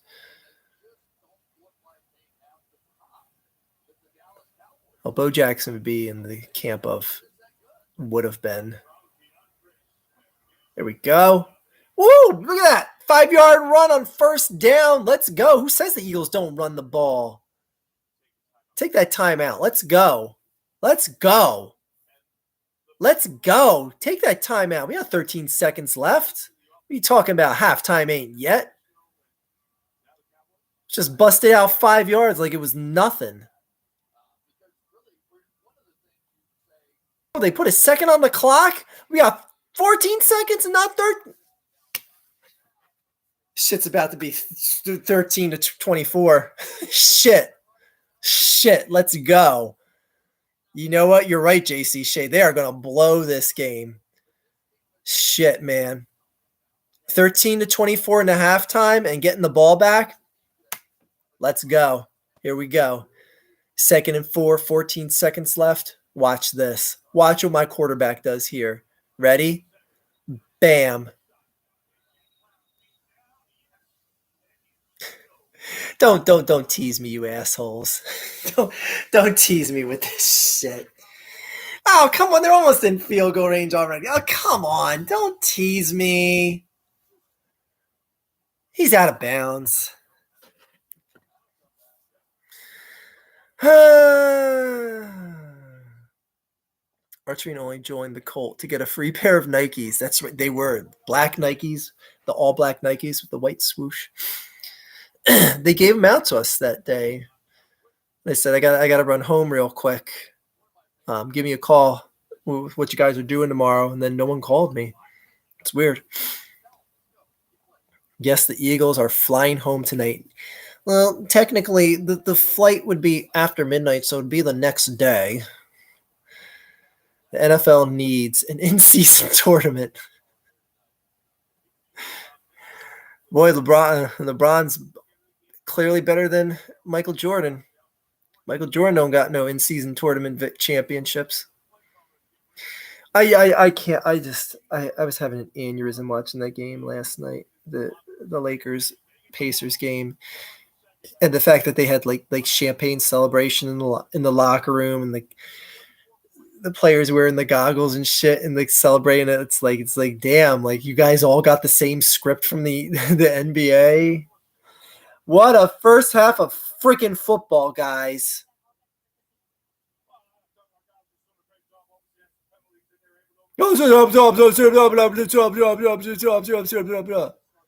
Shut up, Mike McCarthy.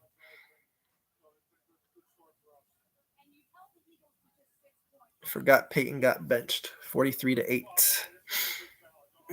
That wasn't the season he got benched, though, when the Seahawks spanked the shit out of him. He didn't get benched that season. It was the final season when he won the Super Bowl against the Panthers. He got benched that season in favor of Brock Osweiler. He was originally out with an injury, but he came back healthy to the team, and they were like, nah, we're rolling with Brock, homie. Sit on the bench.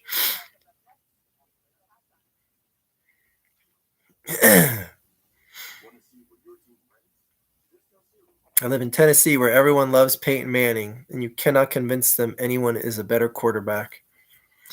It's a shame because I'd give him so much more credit if he didn't just die an insufferable death in the playoffs as much as he did. I keep forgetting the number. I should memorize it, but it's either 6 or 7 one-and-dones in the playoffs. Like, that is just it's an incomprehensible stat for a guy that plays so well in the regular season. Like, how the hell do you play good all season and just die 6 times in the first round? Bum-ass scrub. I think I still got that paper bag somewhere. It's true, Arch, and a good point, but what I'm saying is, like yards, record in TD, record, Brady wouldn't have it if he didn't play forever, kind of. Well, yes, that I understand, but true greatness is in championships. Like, let's be real. Like, Barry Sanders will ultimately always be a rung down from the Walter Paytons, the Jim Browns, etc., Emmitt Smiths, because he never won shit in this league. And not only did he never win shit, but the few times he got in the playoffs, he sucked. Like, Barry Sanders and a lot of people's Barry Sanders wouldn't be in top 10s in a lot of people's minds.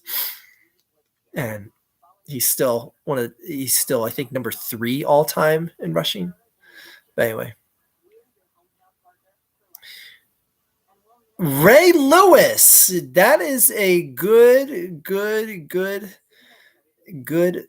I was going to say guess, but we're not guessing anything. But yeah, Jacob Donnelly brings up a good point. Ray Lewis, where would you rank him? Because man,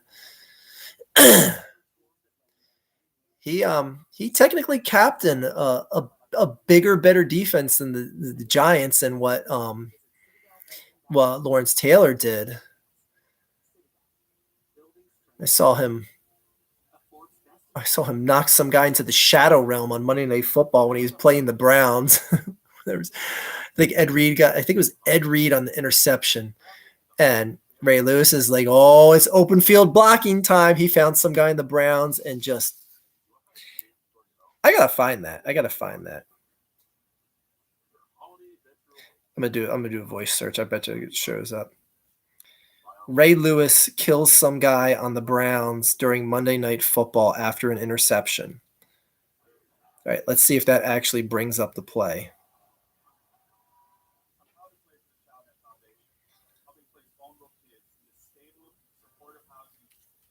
Let's see, is this it? Is this the Browns? Oh, maybe it was the Jets. Oh no, that's not an interception. That's not the play. Yeah, it was. I almost certainly remember it. It was against the Browns. It was in a Monday Night Football game.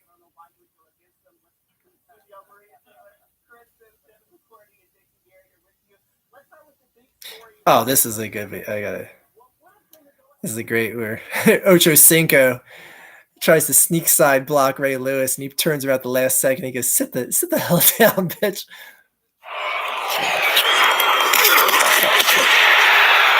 Oh, hopefully they'll be playing.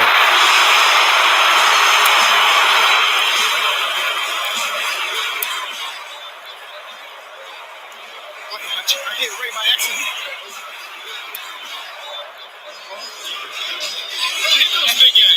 I thought I was gonna win because he didn't see me coming. But I knew you were. I tried to hit Ray when he wasn't looking.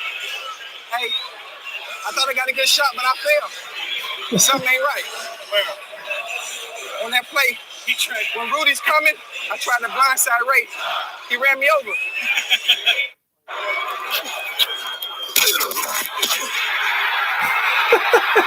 Sit your ass down, Ocho Cinco. So you got to see another angle from that because Chad tries because he sees that Ray Lewis is totally not looking at his direction. He's going to block the shit out of him on the play, and Ray Lewis just turns at like a snap second, just like Dwah! It's like the scene in where the Flash is trying to run around Superman, and Superman he's like around him, and then Superman just locks his eyes in on the Flash, and it's like, oh shit, he sees me. Like that's probably where they got the inspiration for that part of the movie. But damn, I can't find that. That was such a big hit too. I can't find that damn hit against the Browns.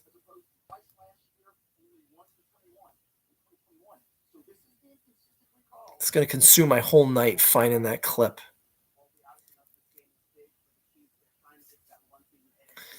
All right, let me simplify this with all that rigmarole that I...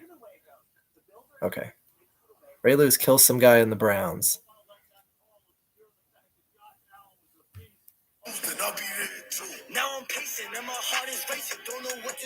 Oh my gosh. Oh my gosh. Copyrighted music, I want. But he just killed some guy. Damn! How the hell is that not uploaded? It was one of the biggest hits of his career. That damn Chad Ocho Cinco thing is shown 500 times here.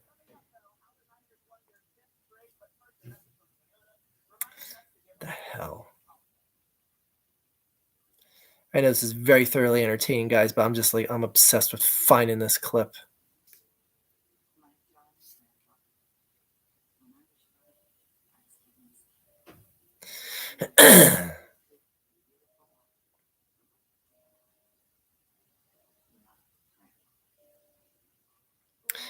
Browns running back lays out Ray Lewis. Let me see. This doesn't sound right. There's absolutely no help for anybody in the secondary. They're bringing 7. Look at the pickup by the... Oh, Ray! Oh no! Oh, I can't acknowledge the existence of that video. Holy shit! Ray got trucked. We'll just pretend that doesn't exist.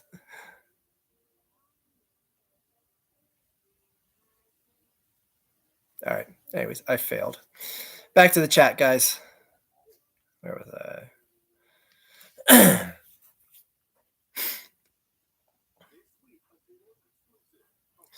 Get 3 bricks for free when you order 3. Okay. Where was I? Defense needs to adjust and play. The 49ers ruined their confidence. No, they just are who they are. This I don't want to use the word luck, but man, they aren't a 10-win team. And you could interpret that however you want. They are not a 10-win team. And I didn't feel like that going into the 49ers game. Definitely didn't feel like it going into today, obviously. Tampa Bay's winning the South at 6-7. It's just, oh my gosh. Minnesota's 7-6. Oh my God, Minnesota's going to catch Detroit.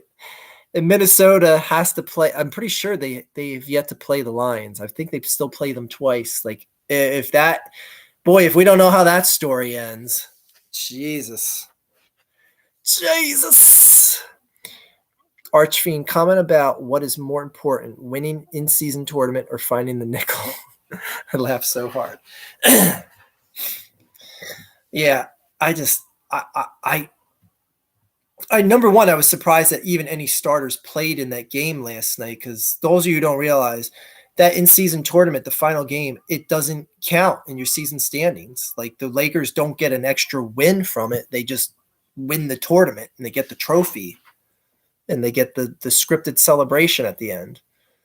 Like just, and it's just so much more corny that LeBron got it, because it's just like, oh, so this is what it was.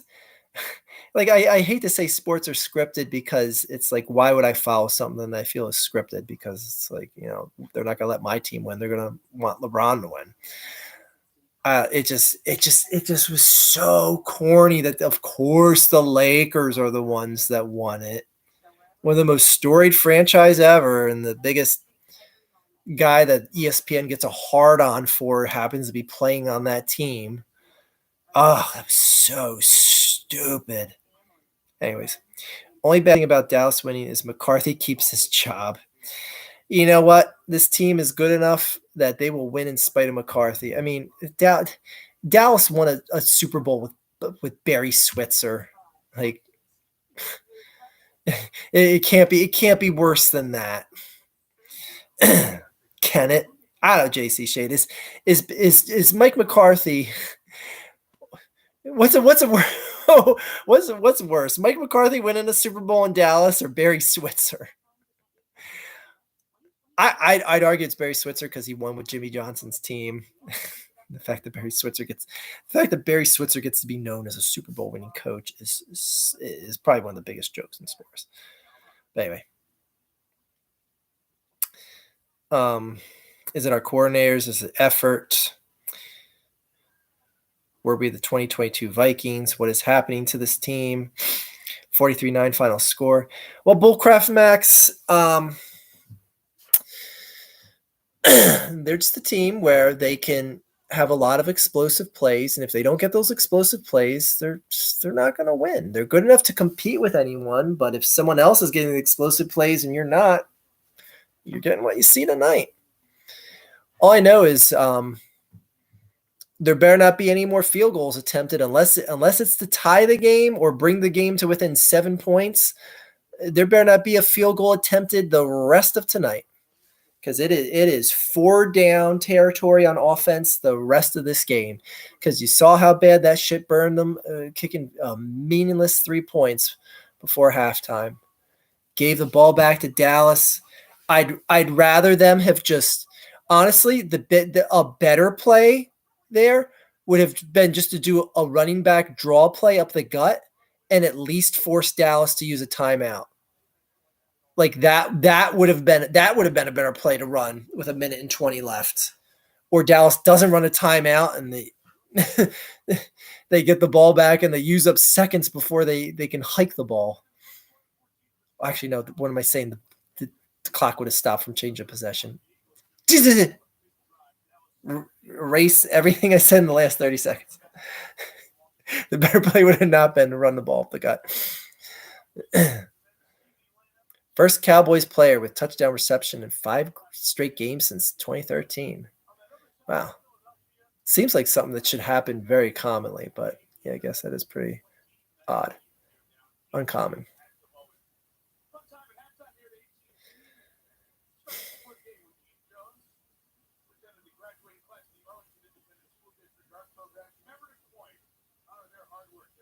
Who gives a shit? Great, good for them. What does that have to do with football? See, salty heartstrings coming out now.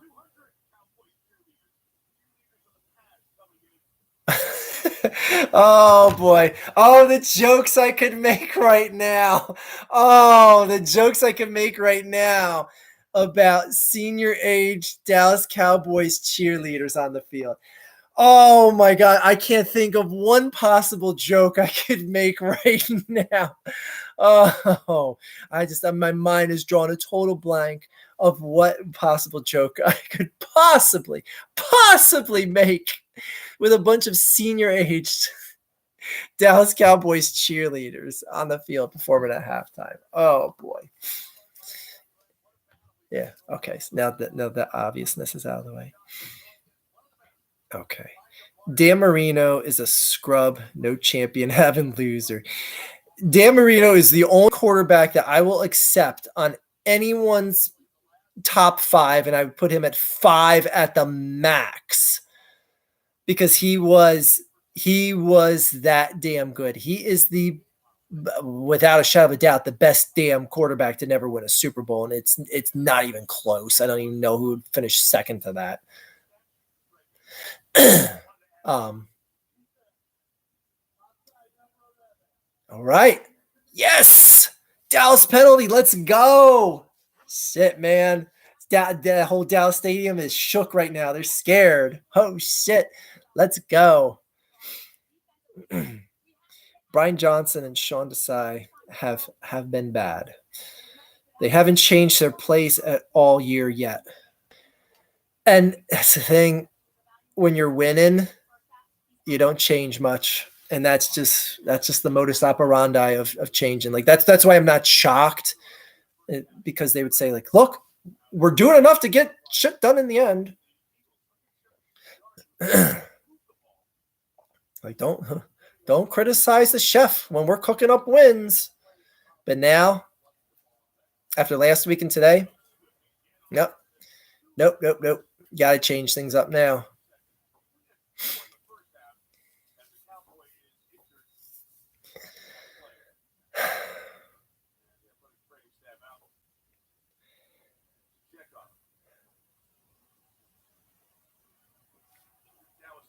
All right, I heard training staff coming out. I was like, great. What Eagles players hurt? This is the only thing that hasn't hurt the Eagles right now tonight. Bruh, Mahomes looks so pissy after today's loss. Yeah, I don't know if you were here, Scott, when we were talking about what a crybaby bitch and how many people have lost some respect for Mahomes after, finally not getting every call go his way. Like, just I don't know. I never had a criticism of him, and now just like that just shook me to see him act that salty.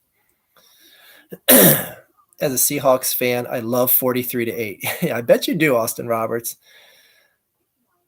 What were your thoughts on the Boogie 298 documentary by Mike Club, by Mike Cum?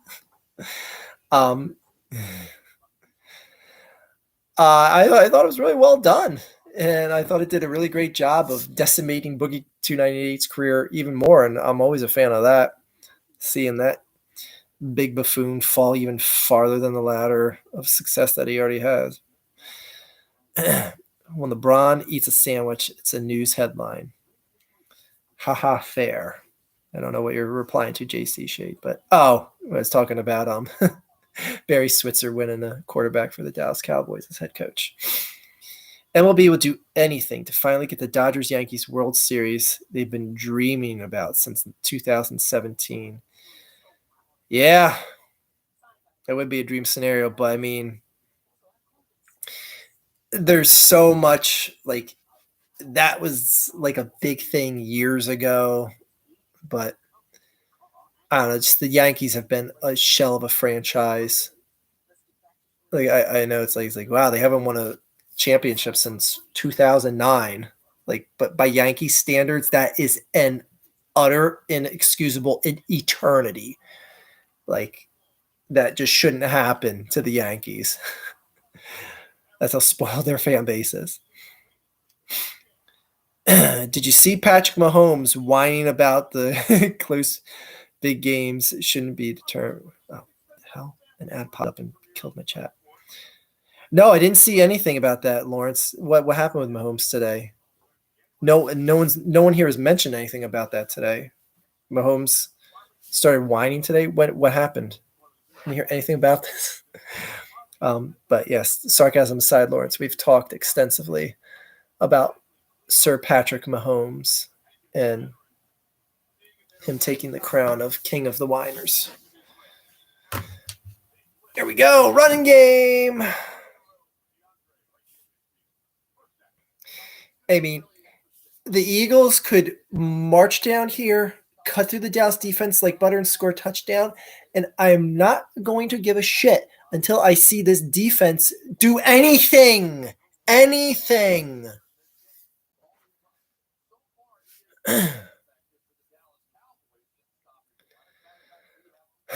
I don't know why I'm giving like a concerted effort for this game. Like, I'm paying attention, like I'm on edge.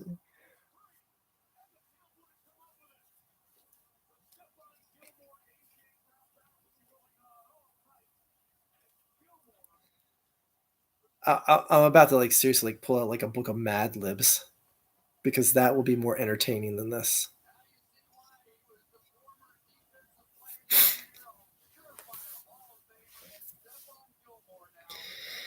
And if I can just like, this is my last ounce of negativity for this Eagles team. The thing about this is like this ruins the remainder of the rest of the season. Like,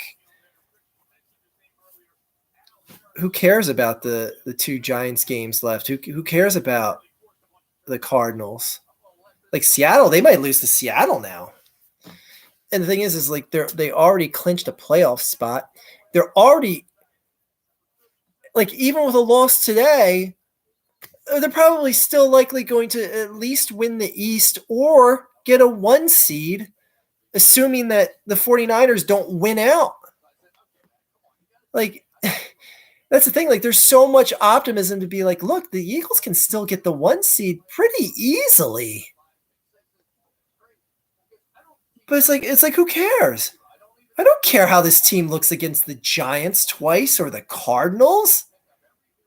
I'm not going to be watching those games with bated breath and like intense, like, oh boy, let's see if they can whip the Giants. Like, who gives a shit? Like that'd be the lead story on whogivesashit.com the next day. Be like the Giants lost to the Eagles. 0 people surprised. Harvard did a poll after the game, and 0 people were surprised. God, this game just ruined the remainder of the Eagles season. Ruined it. Like, kids, you want to go out and look at Christmas lights during the Giants or Cardinals game? Yeah, let's go.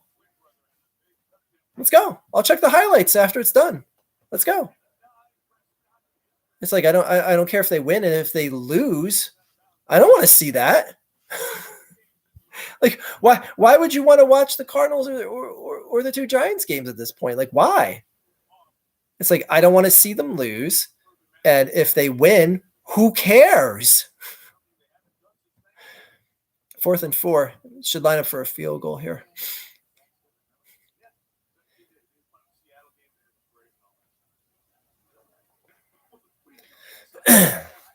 I would have tried for the 80-yard field goal here if I was Dallas. Just for the shits of it.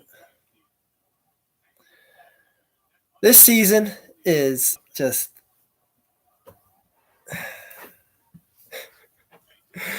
what can you say? But yeah, like I know people are gonna be coming to you like, oh my gosh, Archie's gonna do a rant in his car after this one. Like, no, I never, I as Flavor Flav said, I never believed the hype.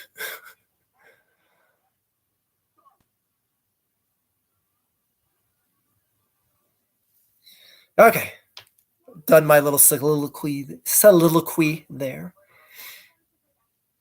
Oh, my chat stopped. There we go. Okay. Yankees are going to have to switch to softball to be able to play all of their outfielders. Give us an unpopular sports opinion, Jay Chat said. Unpopular sports opinion. No woman should ever play. Just kidding. um, um, unpopular sports opinion. My unpopular sports opinion is that college football is unwatchable, but I understand why people watch it. I understand why it's a big thing too. People that do consume it.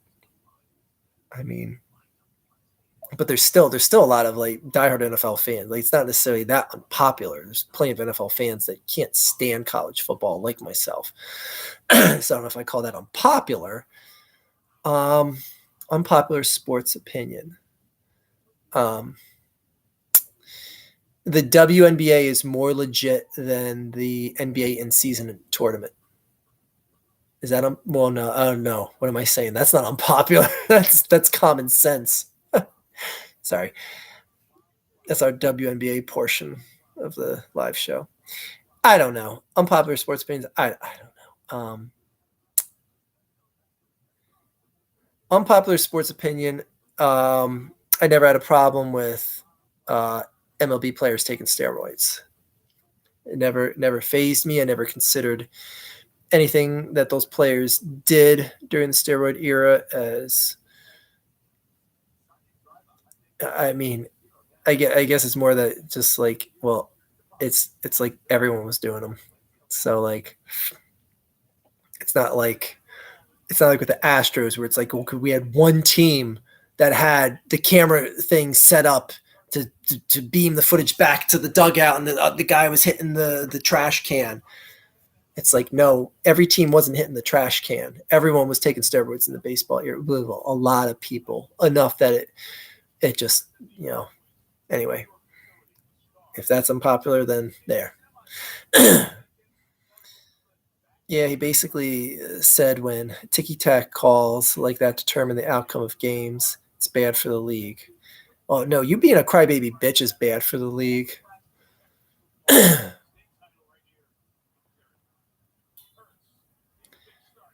we go. Nice incomplete pass. This is an official wrap. Bullcraft Max, it was an official wrap when they kicked that field goal with 1:20 left. Like, that was them saying, we are not trying to win today. Like, that field goal, it's just that is the only thing tonight that truly pissed me off. Like, you have to go for it on fourth down there. You have to. You have to. Since 2000, Yankees have won one title. You have your ones backwards there, but okay.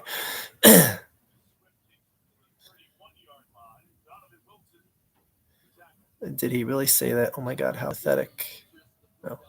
LOL, speaking of Giants, they lost again against the Dolphins. Well, it's a good scrimmage game for the Dolphins. This season is something else. Eat dirt, Giants fans. The Giants fans have conceded this season a long time ago. I thought Jalen was that guy. I think he still is. I just think he's not right. I just think he's not right. Again, I'm willing to give him a pass for one season and say this knee injury must be something.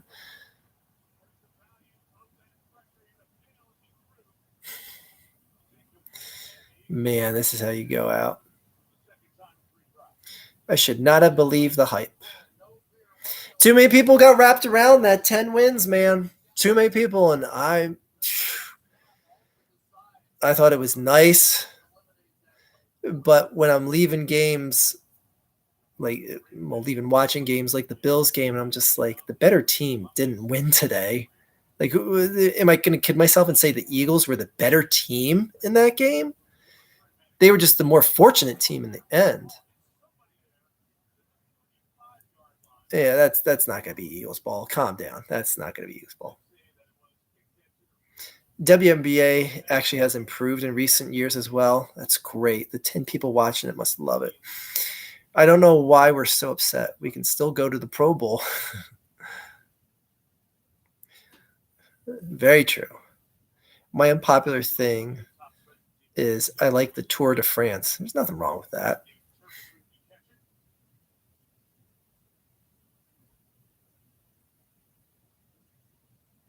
Who cares? I don't care. Give the Eagles 10 penalties here. It don't mean shit. It's like hockey players and cocaine back in the days. Well, cocaine and Lawrence Taylor got many a sack high as a kite on coke. You guys riding bicycles, you try to do that on mountains or days straight. I think the Tour de France winners is you have to be one of the finest tuned athletes on the planet to win that. I have nothing but respect for that. Yep, honestly, you are right. That field goal was awful. Are the Eagles lazy tonight? No, they're just not what their record says they are.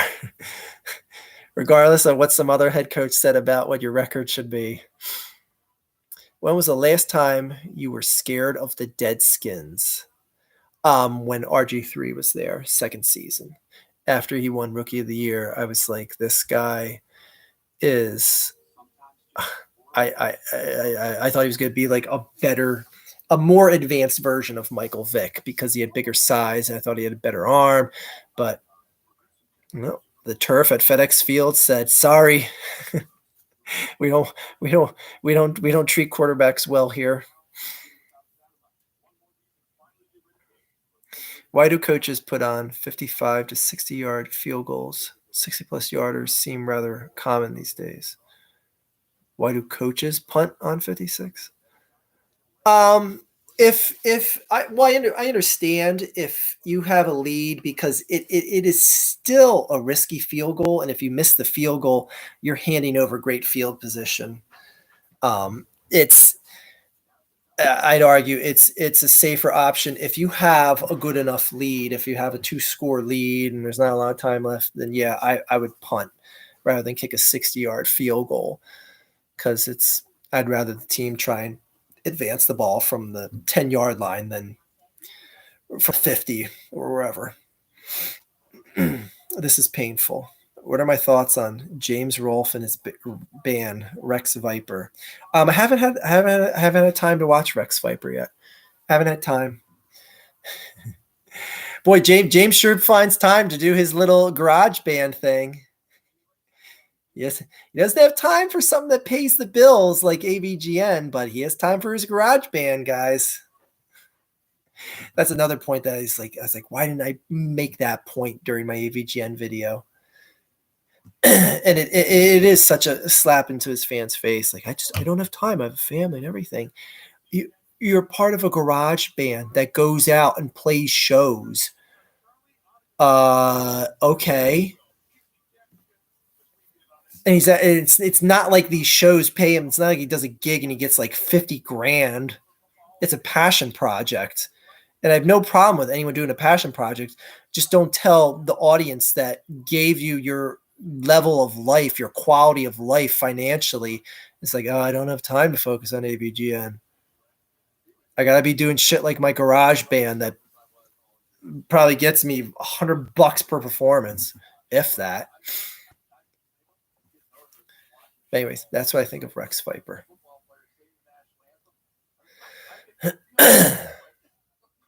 This is a good game. JC Shane, I think it's safe to say Dallas is not going to blow this lead. I think you can ultimately accept that reality. Okay. LMAO Deadskins. Archfiend, who do the Eagles need to draft to help this roster out? A cornerback. Bradbury's getting cooked. I would still go after linebacker. I would still go after whatever the best linebacker is in the draft. And get some secondary help in the second round. 55-yard field goals aren't as common as you think. Yeah.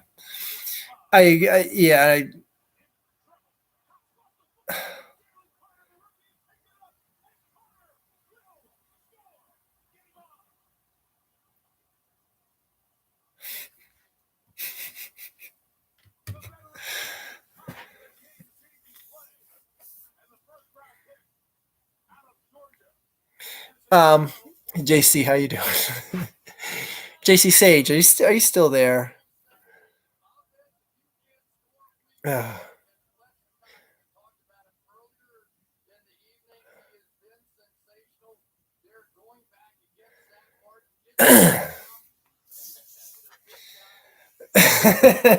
sorry, JC. um, like I said, man, I had to see this defense do absolutely anything, and boy, that was something. Oh my god. It is just I can't believe that just like a minute before that happened that I'm sitting there telling a Dallas Cowboys fan like it's okay, it's safe to say this game is over. But I mean, I had like still my confidence of them winning went from a 1 to maybe a 1.5 out of 10. So it's not like I'm just like, oh my god, the comeback is oh shit. December Dak, oh my gosh. Now if Dak throws a pick 6 in this next drive,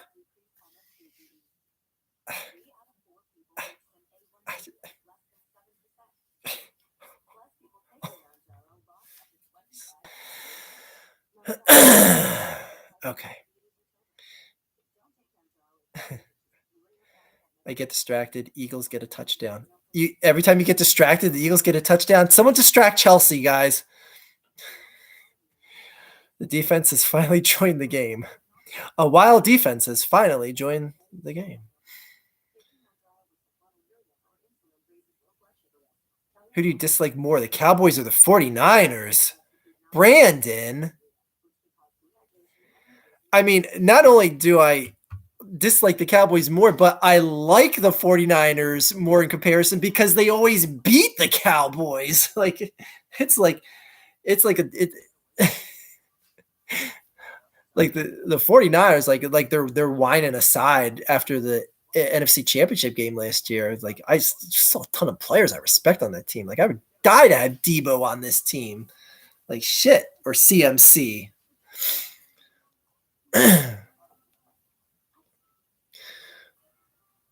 But yeah, not even close.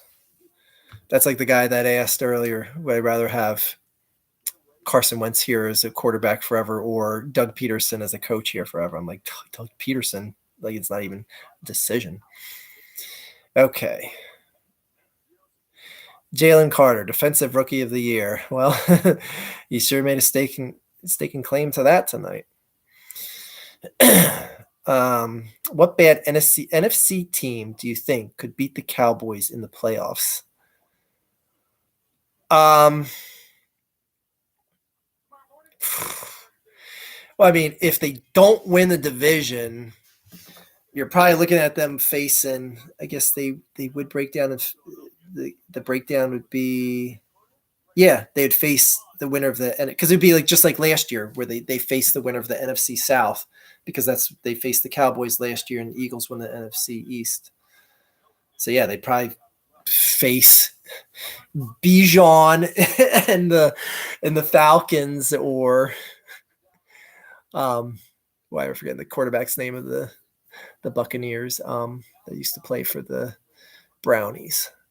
Anyways, him.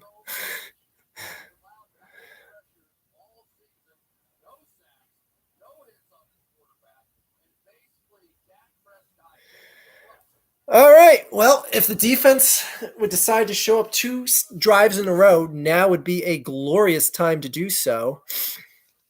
And if December Dak would decide to show up 2 consecutive drives in a row, now would be a fantastic time to do that.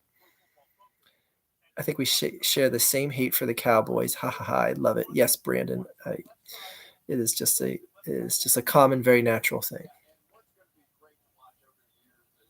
Devontae Witherspoon will win Defensive Rookie of the Year, probably. Nobody is scared of Dallas. They do this every year.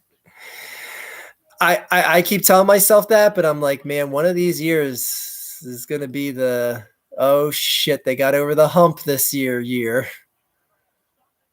Look at that, man. They flashed Dak out of the pocket, had the receiver wrapped up, and first down, no problem. Like this defense, don't let what happened on that last drive fool you. This defense is still just ready to just let Dallas do whatever they want to it. That fumble, that strip sack was an anomaly.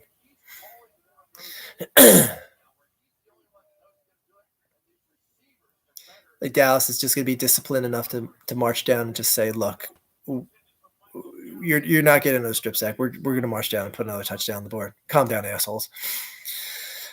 Right?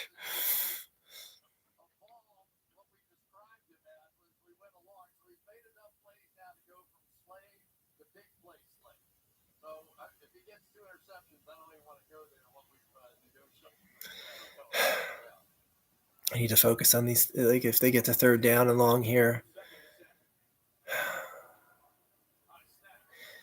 boy, they gave the Eagles a chance on defense here. They're giving them third and long. It's a 3rd and 5 or 6.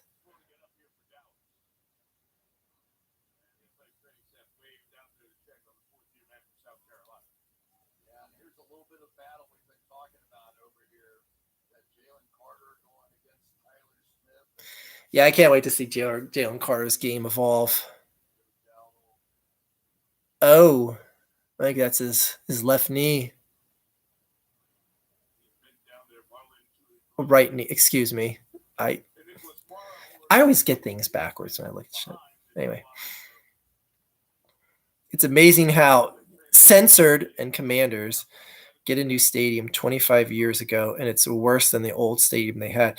And you know what? It's ended numerous players' careers, including their what should be to this day franchise quarterback in RG3.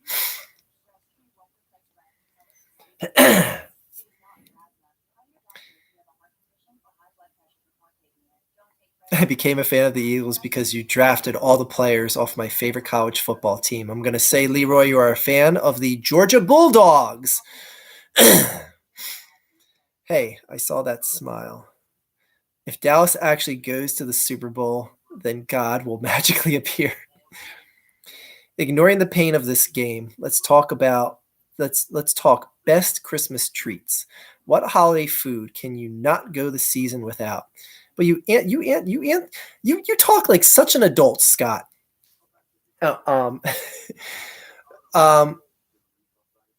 Christmas treats. I mean, Christmas treats are just general all around good treats. All around year good treats. I don't know. I don't know. Hot cocoa just tastes better. That's actually what I was drinking tonight. I had a big cup of hot cocoa. It just tastes better around Christmas. As much as I love Christmas, man, I hate it when it's over. I hate seeing all the college decorations. What the hell? The Christmas decorations still being up. Christmas music. I'm like, I can't listen to it in the car. I can't listen to Christmas music. I am so religious with, not Christmas, obviously, with Christmas music gets no play in my car till Thanksgiving night. That's just the way it goes. It gets played constantly. I love Christmas music. Again, like I said before, like I said in that AVGN video, I shit red and green during the month of December. And I also like Christmas, but the doctor says he'll get things figured out. I love Christmas, and that's another thing that's helping this Cowboys decimation of my team. The Eagles might get the ball back, and if they get a touchdown, we've got just like a whole different ball game here. But anyway, let's not get ahead of ourselves. And again, I'm still at 1.5% out of 10 that the Eagles stand a chance in this game. 1.5% out of 10. That's where percentage ends, at 10%.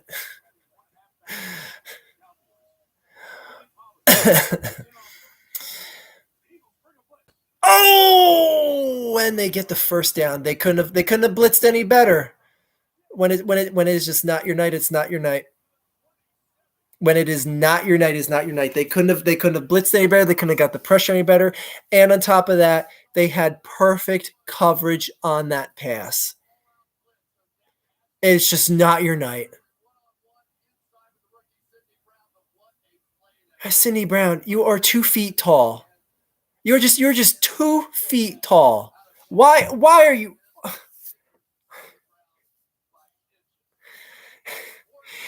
God, that was such a huge play.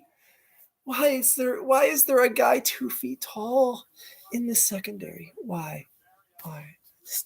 I don't care if that's height shaming. I really don't. He's just. How are you stopping like the tight ends and the Debos of the league? And holy shit, that was such a gut punch answer to that strip sack. Again, it's reluctant respect because that was just so damn clutch out of Dak to throw that shit. Because the Eagles couldn't have defensed that any better than they did.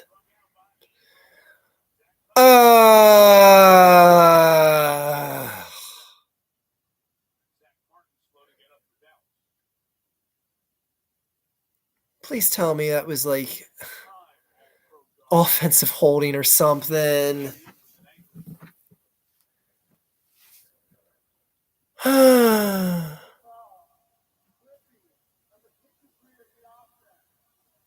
Clipping on the offense? That's something you don't hear called all the time. All right.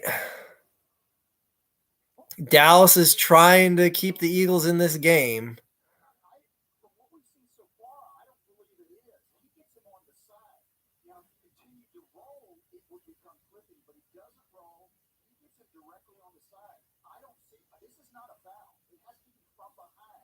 I was going to say, I didn't see anything there that I don't see 10 to 20 times in any game.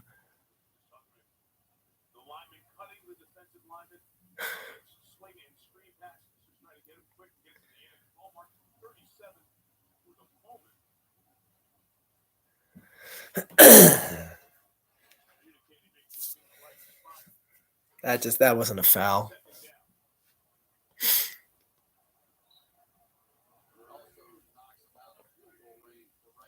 I don't know. I just like teams played straight up. That's just, how do you make that call? That's ridiculous. I don't even care if it favors my team. That was a ridiculous call. Here we go. 3rd and 15.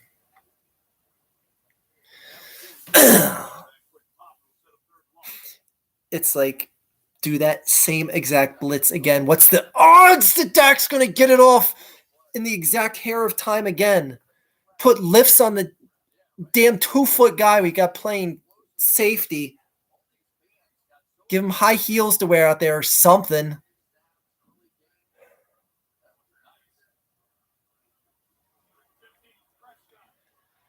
Oh, it's not going to be a first down, but what's that flag going to be on?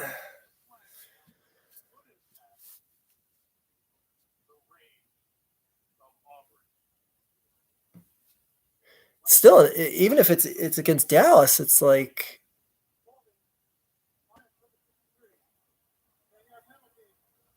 yeah, I was going to say, because like if they didn't accept the penalty, it would have been 4th down and like 3 or 4 yards. Dallas would have kicked a field goal, but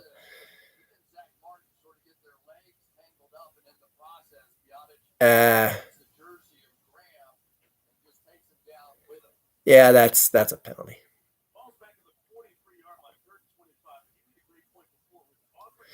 Side note, seeing Biotic reminds me of Brock Lesnar. Has anyone seen Brock Lesnar's daughter and how she's like setting shot put records for like, I think, University of Colorado, if I'm not mistaken? It looks like Brock Lesnar I honestly, like, when I first saw a picture of it, I thought it was like AI. Like, I thought it was like an Onion article. They break up Brock Lesnar's daughter. Brock Lesnar's daughter. It like I've never seen a father and daughter look so much alike. Like, tell me that is not Brock Lesnar as a young girl. Like, holy shit. Like, the first time I saw that, I was like, oh, that's an Onion arc. Of course he makes that field goal. Of course he does. Of course he does.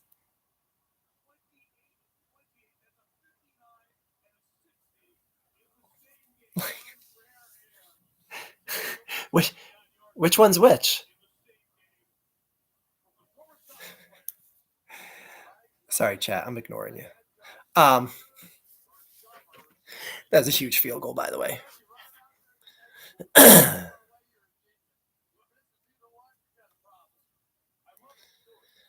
What's most frustrating about the defense is that they actually managed to get it to third down. They just break every time after. I know. I know. And it's like the defense is playing well. They're getting pressure. Like, that blitz was perfect. That was just such a kick in the dick. They played that so well. They even had the guy covered. I like Cindy Brown, but what an awful matchup. Yeah, him and anyone with height is an awful matchup.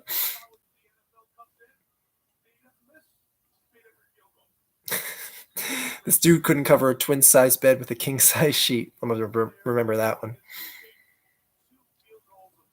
Die Hard is a Christmas movie. See, some people say, like, the parameter is it must actually involve Christmas Day. If you go by that rule, Die Hard is not I feel like that. Oh, that should technically be a qualifier for a Christmas movie. It should absolutely have to involve Christmas Day. But Die Hard does not. Die Hard is not on Christmas Day. It's at a Christmas party before Christmas. So, but I have no problem with anyone thinks it's a Christmas movie.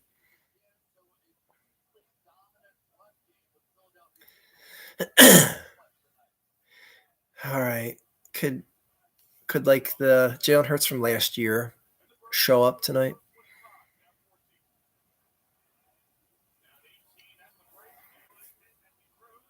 Hold on to the ball. Don't fumble. That's one thing about AJ Brown is, man, he is strippable. He is strippable. I can't stand it.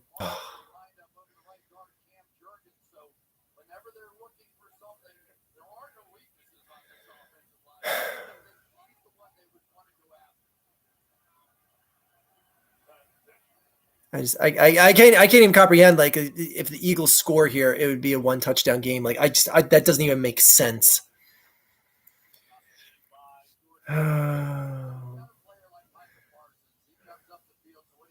It's past your bedtime, J chat.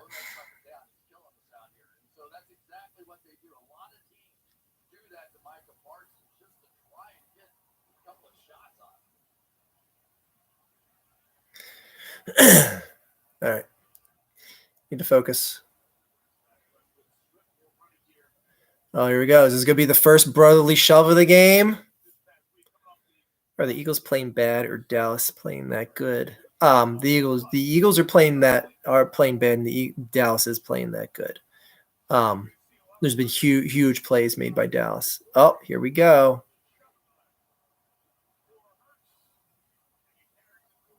Every time I see this, like, I'm just like, I wish he had, like, a little bit more spatial awareness, like, around his blind side, and he just, like, went to, like, shove in and just said, "No, I'm running," and just because it always seems like he could flank around the side and get away with it.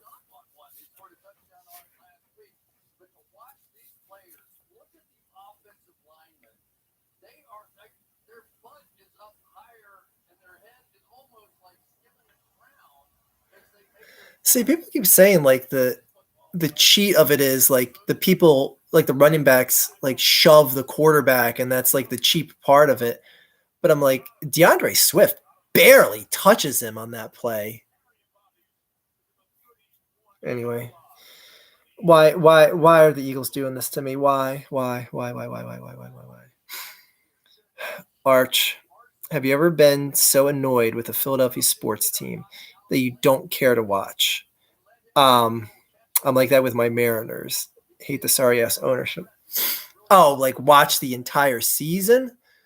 Um, yeah, it hasn't been that annoying. Like I tell you right now, if the Eagles lose tonight, I mean, I'll do a Monday Night Live show for you guys for the Seattle game, but the games after that, 2 games against the Giants and the Cardinals, oh, I will not block off any of my time, not 1 second of my time. I will make plans with the kids to go out and do stuff, friggin' throw candy canes at deer asses. That didn't even make sense either way.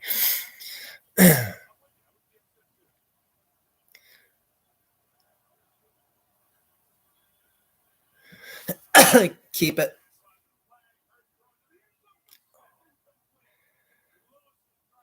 Devontae, that shit hit you in your hands, son. That shit hit you in the hands, son.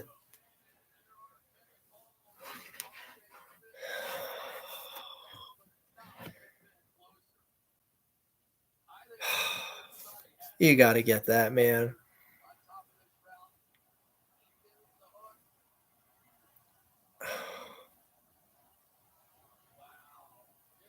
It was overthrown by a smidge, but man, Devontae's got to get there.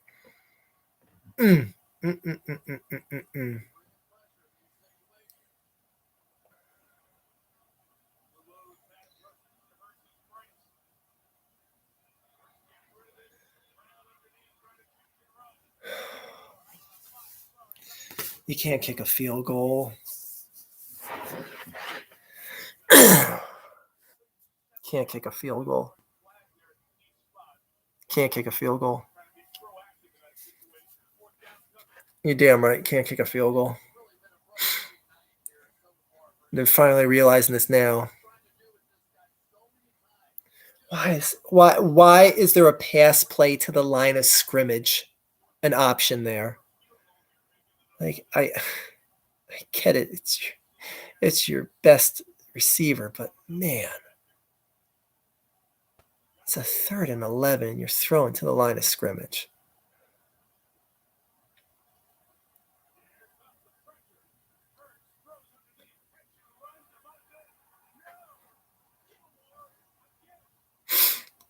Yeah.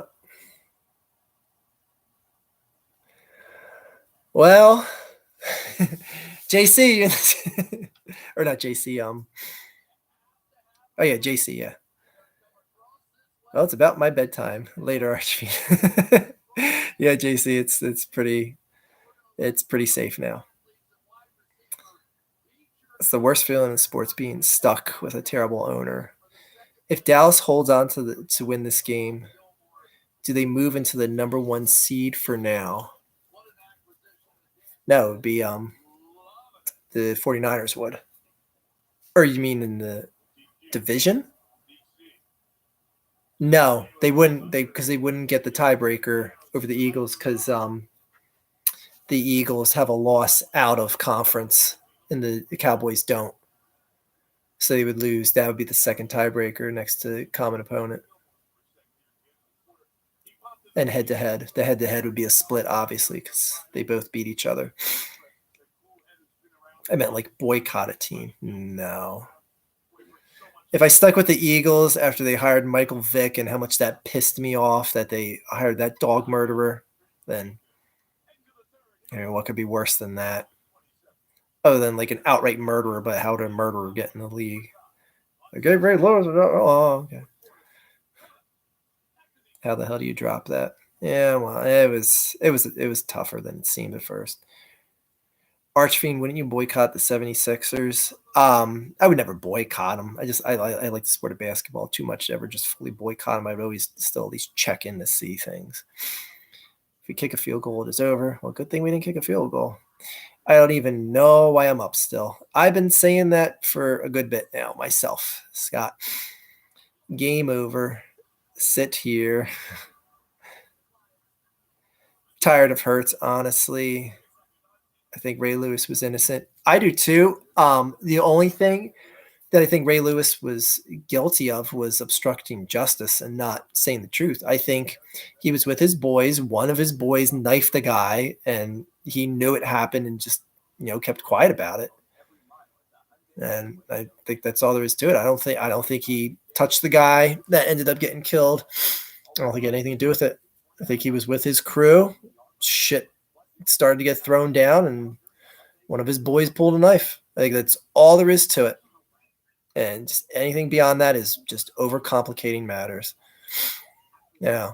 So whether or not you think Ray Lewis is a piece of shit, that he could have revealed more details, that got a conviction, faster or more prudent, if he's guilty of that, then okay, I understand. But I don't think he laid a hand on that guy. I don't think he's dumb enough to have laid a hand on that guy, even if there was a mutual fight between him and a friend of his. Hurts should have just ran instead of throwing in the end zone. I know. I was saying keep it right before you threw that ball. Flyers are some chumps. Well, they won when I was there with my son. And I got my son onto the ice after the game. Imagine Elon Musk buying the Eagles. Oh, shit. Shit. Or like some Russian. That would, oh my God. I don't want to play this game anymore. The Flyers are flying over the Stanley Cup again. Who do you think wins the Super Bowl if you were going to bet? The 49ers. No one. That 3-game skid aside in the middle of the season, the 49ers. The 49ers will be playing the Ravens in the Super Bowl. The 49ers will be playing whoever wins out of Baltimore and Miami in the AFC Championship game. I'll say that much. Was Michael Vick a good Eagle, though? I will give Mike, as much as I hate Michael Vick for what he did as a human being, he did everything right when he came back. He understood that people didn't like him. He wasn't brash or arrogant about anything he did. He kept his nose clean, no bullshit, and he played exceptionally well when he was on the Eagles. He has what I still consider to be, next to the Super Bowl, the greatest game I've ever seen the Eagles, which was the Eagles' first game at MetLife Stadium, the Miracle at the Meadowlands Part 2. And that game doesn't happen without Michael Vick.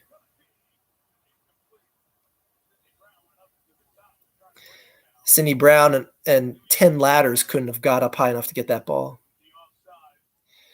The Chiefs are faltering. The Chiefs just are not. I wouldn't be surprised if they got bounced by whoever they faced in the first round. The Chiefs are that vulnerable right now. I like baseball and love watching it, but I hate the Mariners ownership, so cheap and don't give a flip.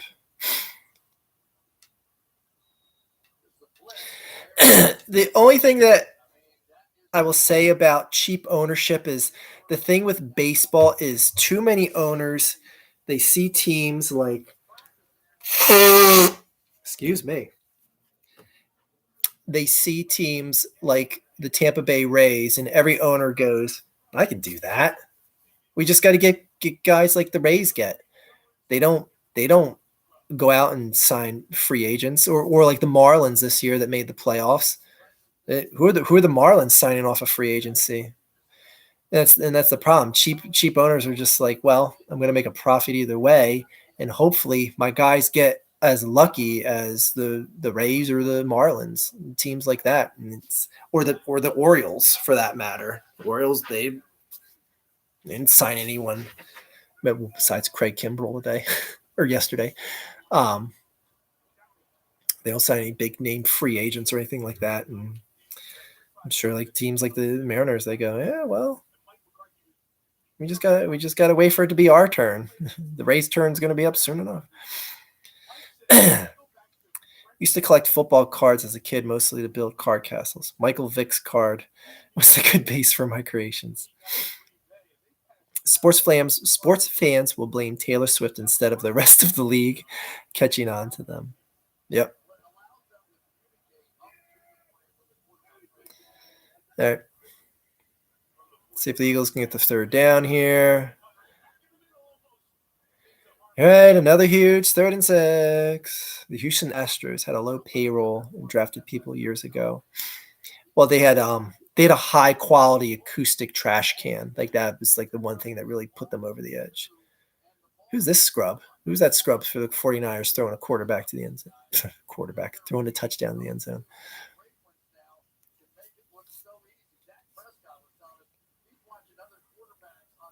Chiefs missed Tyreek Hill for real, and that's what I said earlier. They got receiver problems, but man, if they had Tyreek, they'd probably win in the 3 Super Bowls.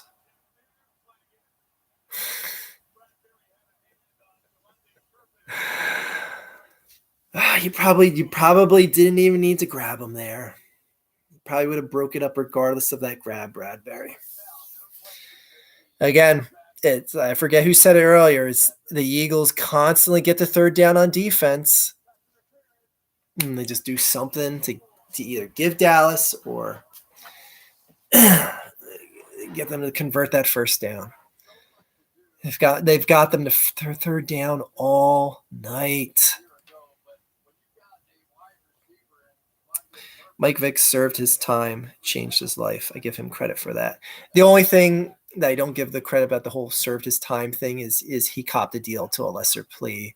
Like he never got charged for the animal rights abuse. He copped a guilty plea to illegal gambling operation, so that the whole atrocity and the extent of how bad things were from the dog fighting end of things, like you wouldn't hear about like the rape stands that they had for the dogs and what they did to prime the dogs for the fighting and stuff like that. So he copped a plea and served years for a felony level gambling operation. But when you're rich in the American system, that's how things work. When it's your night, it's your night. I miss CJ Gardner-Johnson. He was so good. Yeah. Man, another loss. This is embarrassing. It's not another loss. It's another decimation. Like, that's the thing. Like, I could have stood losing to the 49ers last week. Just don't get punked. Like, they just got outright punked. Like, no one should take the Eagles serious after this. No one. Like, that 10 wins is irrelevant now. That 10 wins means nothing. And when they finish with like 13 or possibly 14 wins, doesn't mean anything. They're as good as a 9-win team that squeaked into the playoffs. That's as much respect as they deserve. They're a playoff level team. I'll give them that much credit, and that's all I can say. They aren't a next level team.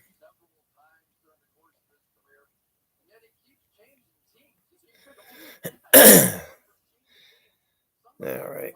I believe that this Super Bowl will be the Ravens and 49ers. I'd laugh so damn hard if the Ravens beat the 49ers again, like in 2012. Yeah, I keep forgetting that would be a rematch. the Colin Kaepernick Super Bowl. People so soon forget about. Oh, here we go. The Eagles got them the third down, guys. Let's go. Third down. Not that it matters. They're going to kick a field goal. Field goal pretty much ices the game. Here we go. Third down. Don't worry. Guys, the defense has been priming them all game. They've been letting them think they can get their way on third down. Watch this. Defense is going to smack them in the mouth so hard here. Guaranteed. Guaranteed, guys. Watch this. Watch what this Eagles. Oh my! I might even cover my eyes because what the Eagles are going to do to them here, it's going to be disgusting. It's nasty. They're probably going to cancel the rest of the game. See this? Watch this. Eagles defense. All right, so they actually stopped him. Anyway, any thoughts on Barry Bonds? Berry Bonds? Who's that? Who's that? His fruity brother? See what I did there? um,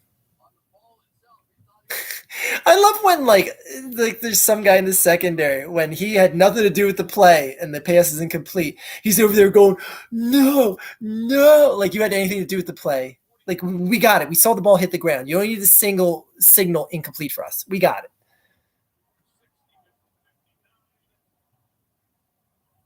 I can't believe he made that field goal.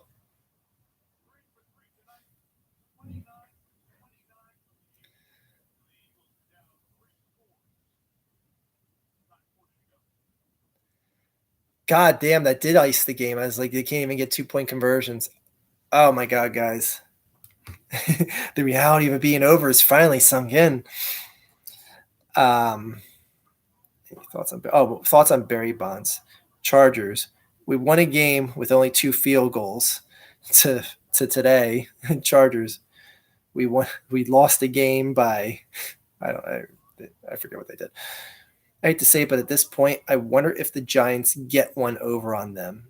I'm just kidding. They're starting some guy. I don't know, man.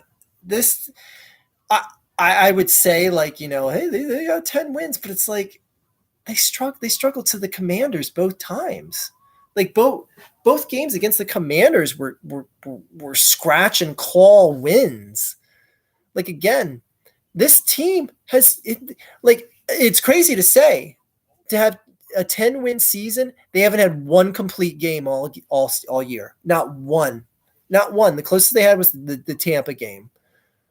Like not one complete solid game where you're just like, oh man, so thoroughly defeating victory, win, whatever. Anyway. Okay. Oh my God, I just realized my mistake. Oof. Sure, it was a mistake, J-Chat. Sure it was. How is my game ahead of yours? Well, my feed is probably delayed. That's probably why. What if the Broncos beat the Chiefs in the playoffs this year? Well, they already beat them in the regular season, so it's not going to be that much of a surprise. Vikings won 3-0. Yep. Against the Raiders. The game is actually over now. Yeah, I'm going to bed. I think what's worse about this is Dallas beating us better than we beat them the last game. This is just sad. It is a truth. Not one complete game all year. No. Like I can't like the only thing that was really impressive that was done all year was the October that AJ Brown had. Other than that, what has this team done that's been really impressive? Like, I mean, Jalen Carter on the defensive line. That's yeah. My God, Merrill Reese has been calling games since 1977. Jesus, that means he's old enough to know when the last time the Cowboys won a Super Bowl. It took this long to make that joke.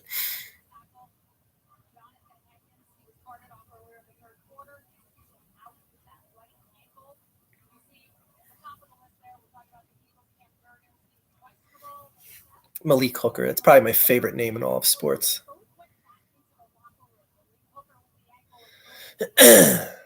Yeah, I might actually just wrap this one up early tonight, guys. I'll just whatever.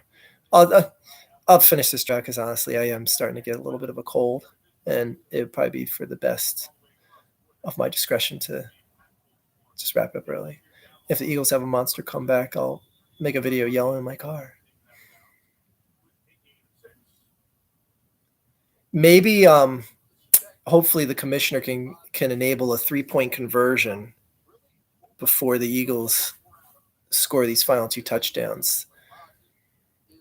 That could always be a possibility. So, never say never. The exciting part is we haven't even played our best football yet. Yeah. Well, they need to start ringing a bell so they can let us know when that is. With the Eagles' remaining schedule, they could be number 1 seed. And would anyone be scared of them? No. Like I said, it's very probable that they win at least 3 more games, if not 4. And like, who's going to be afraid to come to the link right now?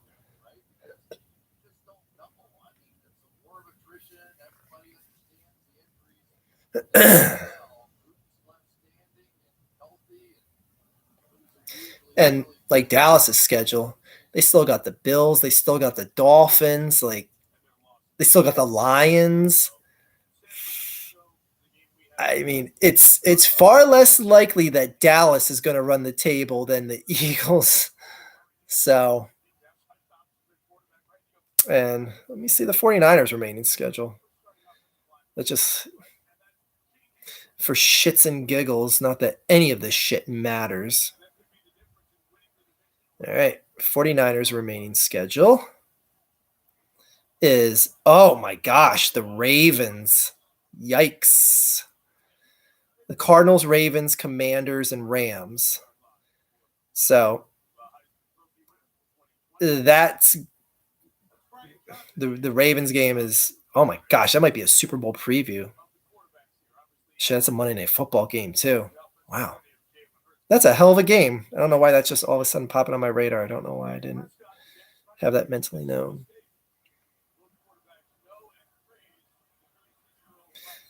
Let's see who the no longer mid boys play. I mean, I know they Bills, Dolphins, Lions, and the Commanders.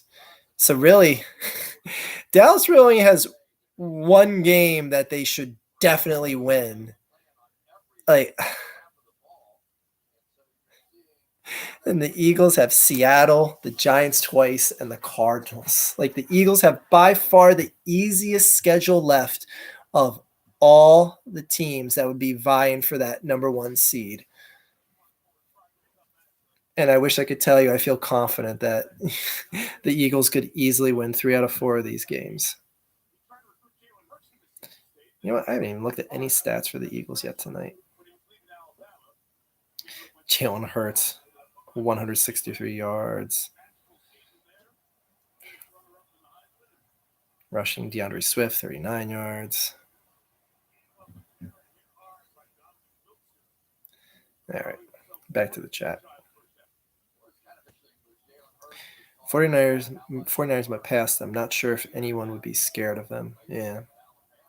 I think the only team that has a shot of getting the number 1 seed over the Eagles is the 49ers. Like, I don't see how it could possibly fall the Cowboys' way. Like, if they did, if it did, they earned it because they would have had to have won at least 3 out of 4 of these final games, and this is a killer's row that they're facing. But yeah, if the Eagles somehow don't at least win the division this year is a total failure. Total failure. Unless you go in as a wild card and win the Super Bowl, total failure. I don't even care if they win a wild card round game. Total failure. Oh, God. Every time I see Jason Kelce, I hate it because I'm like, we're losing this guy next year.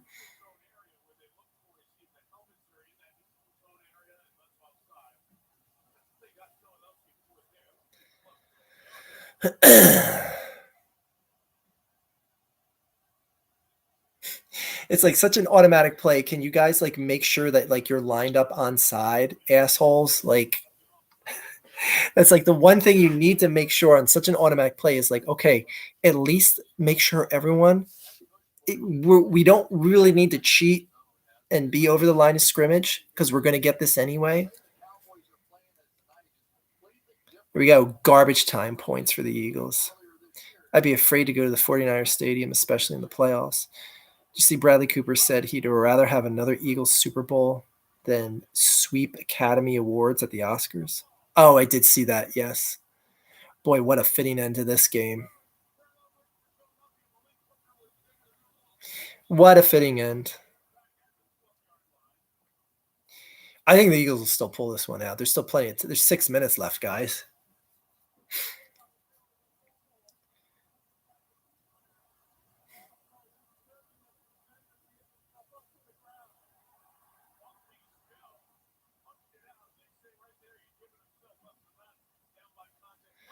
I mean, I'll let Cowboys fans live it up. Not gonna say anything back, but I'm like, let's be real. The Eagles are still winning the East. Right? Okay. All right, guys. Is he retiring? Yeah, because he was supposedly supposed to retire after the Super Bowl if the Eagles won it. Um, yeah, I'm going to bed. I'm take as a starter in this live stream tonight, guys. I'm taking myself out of this game. Getting an extra half hour sleep at this point would actually be more beneficial in my life than anything else. So for just to show this is still an Eagles jersey, and when people think I've lost a bet and had to wear a Cowboys shirt, there is no screaming in the car or anything like that because I, unlike most people, I might make a video tomorrow morning, just saying like, hey, I didn't fully buy into the hype. I enjoyed the wins. I celebrated the wins.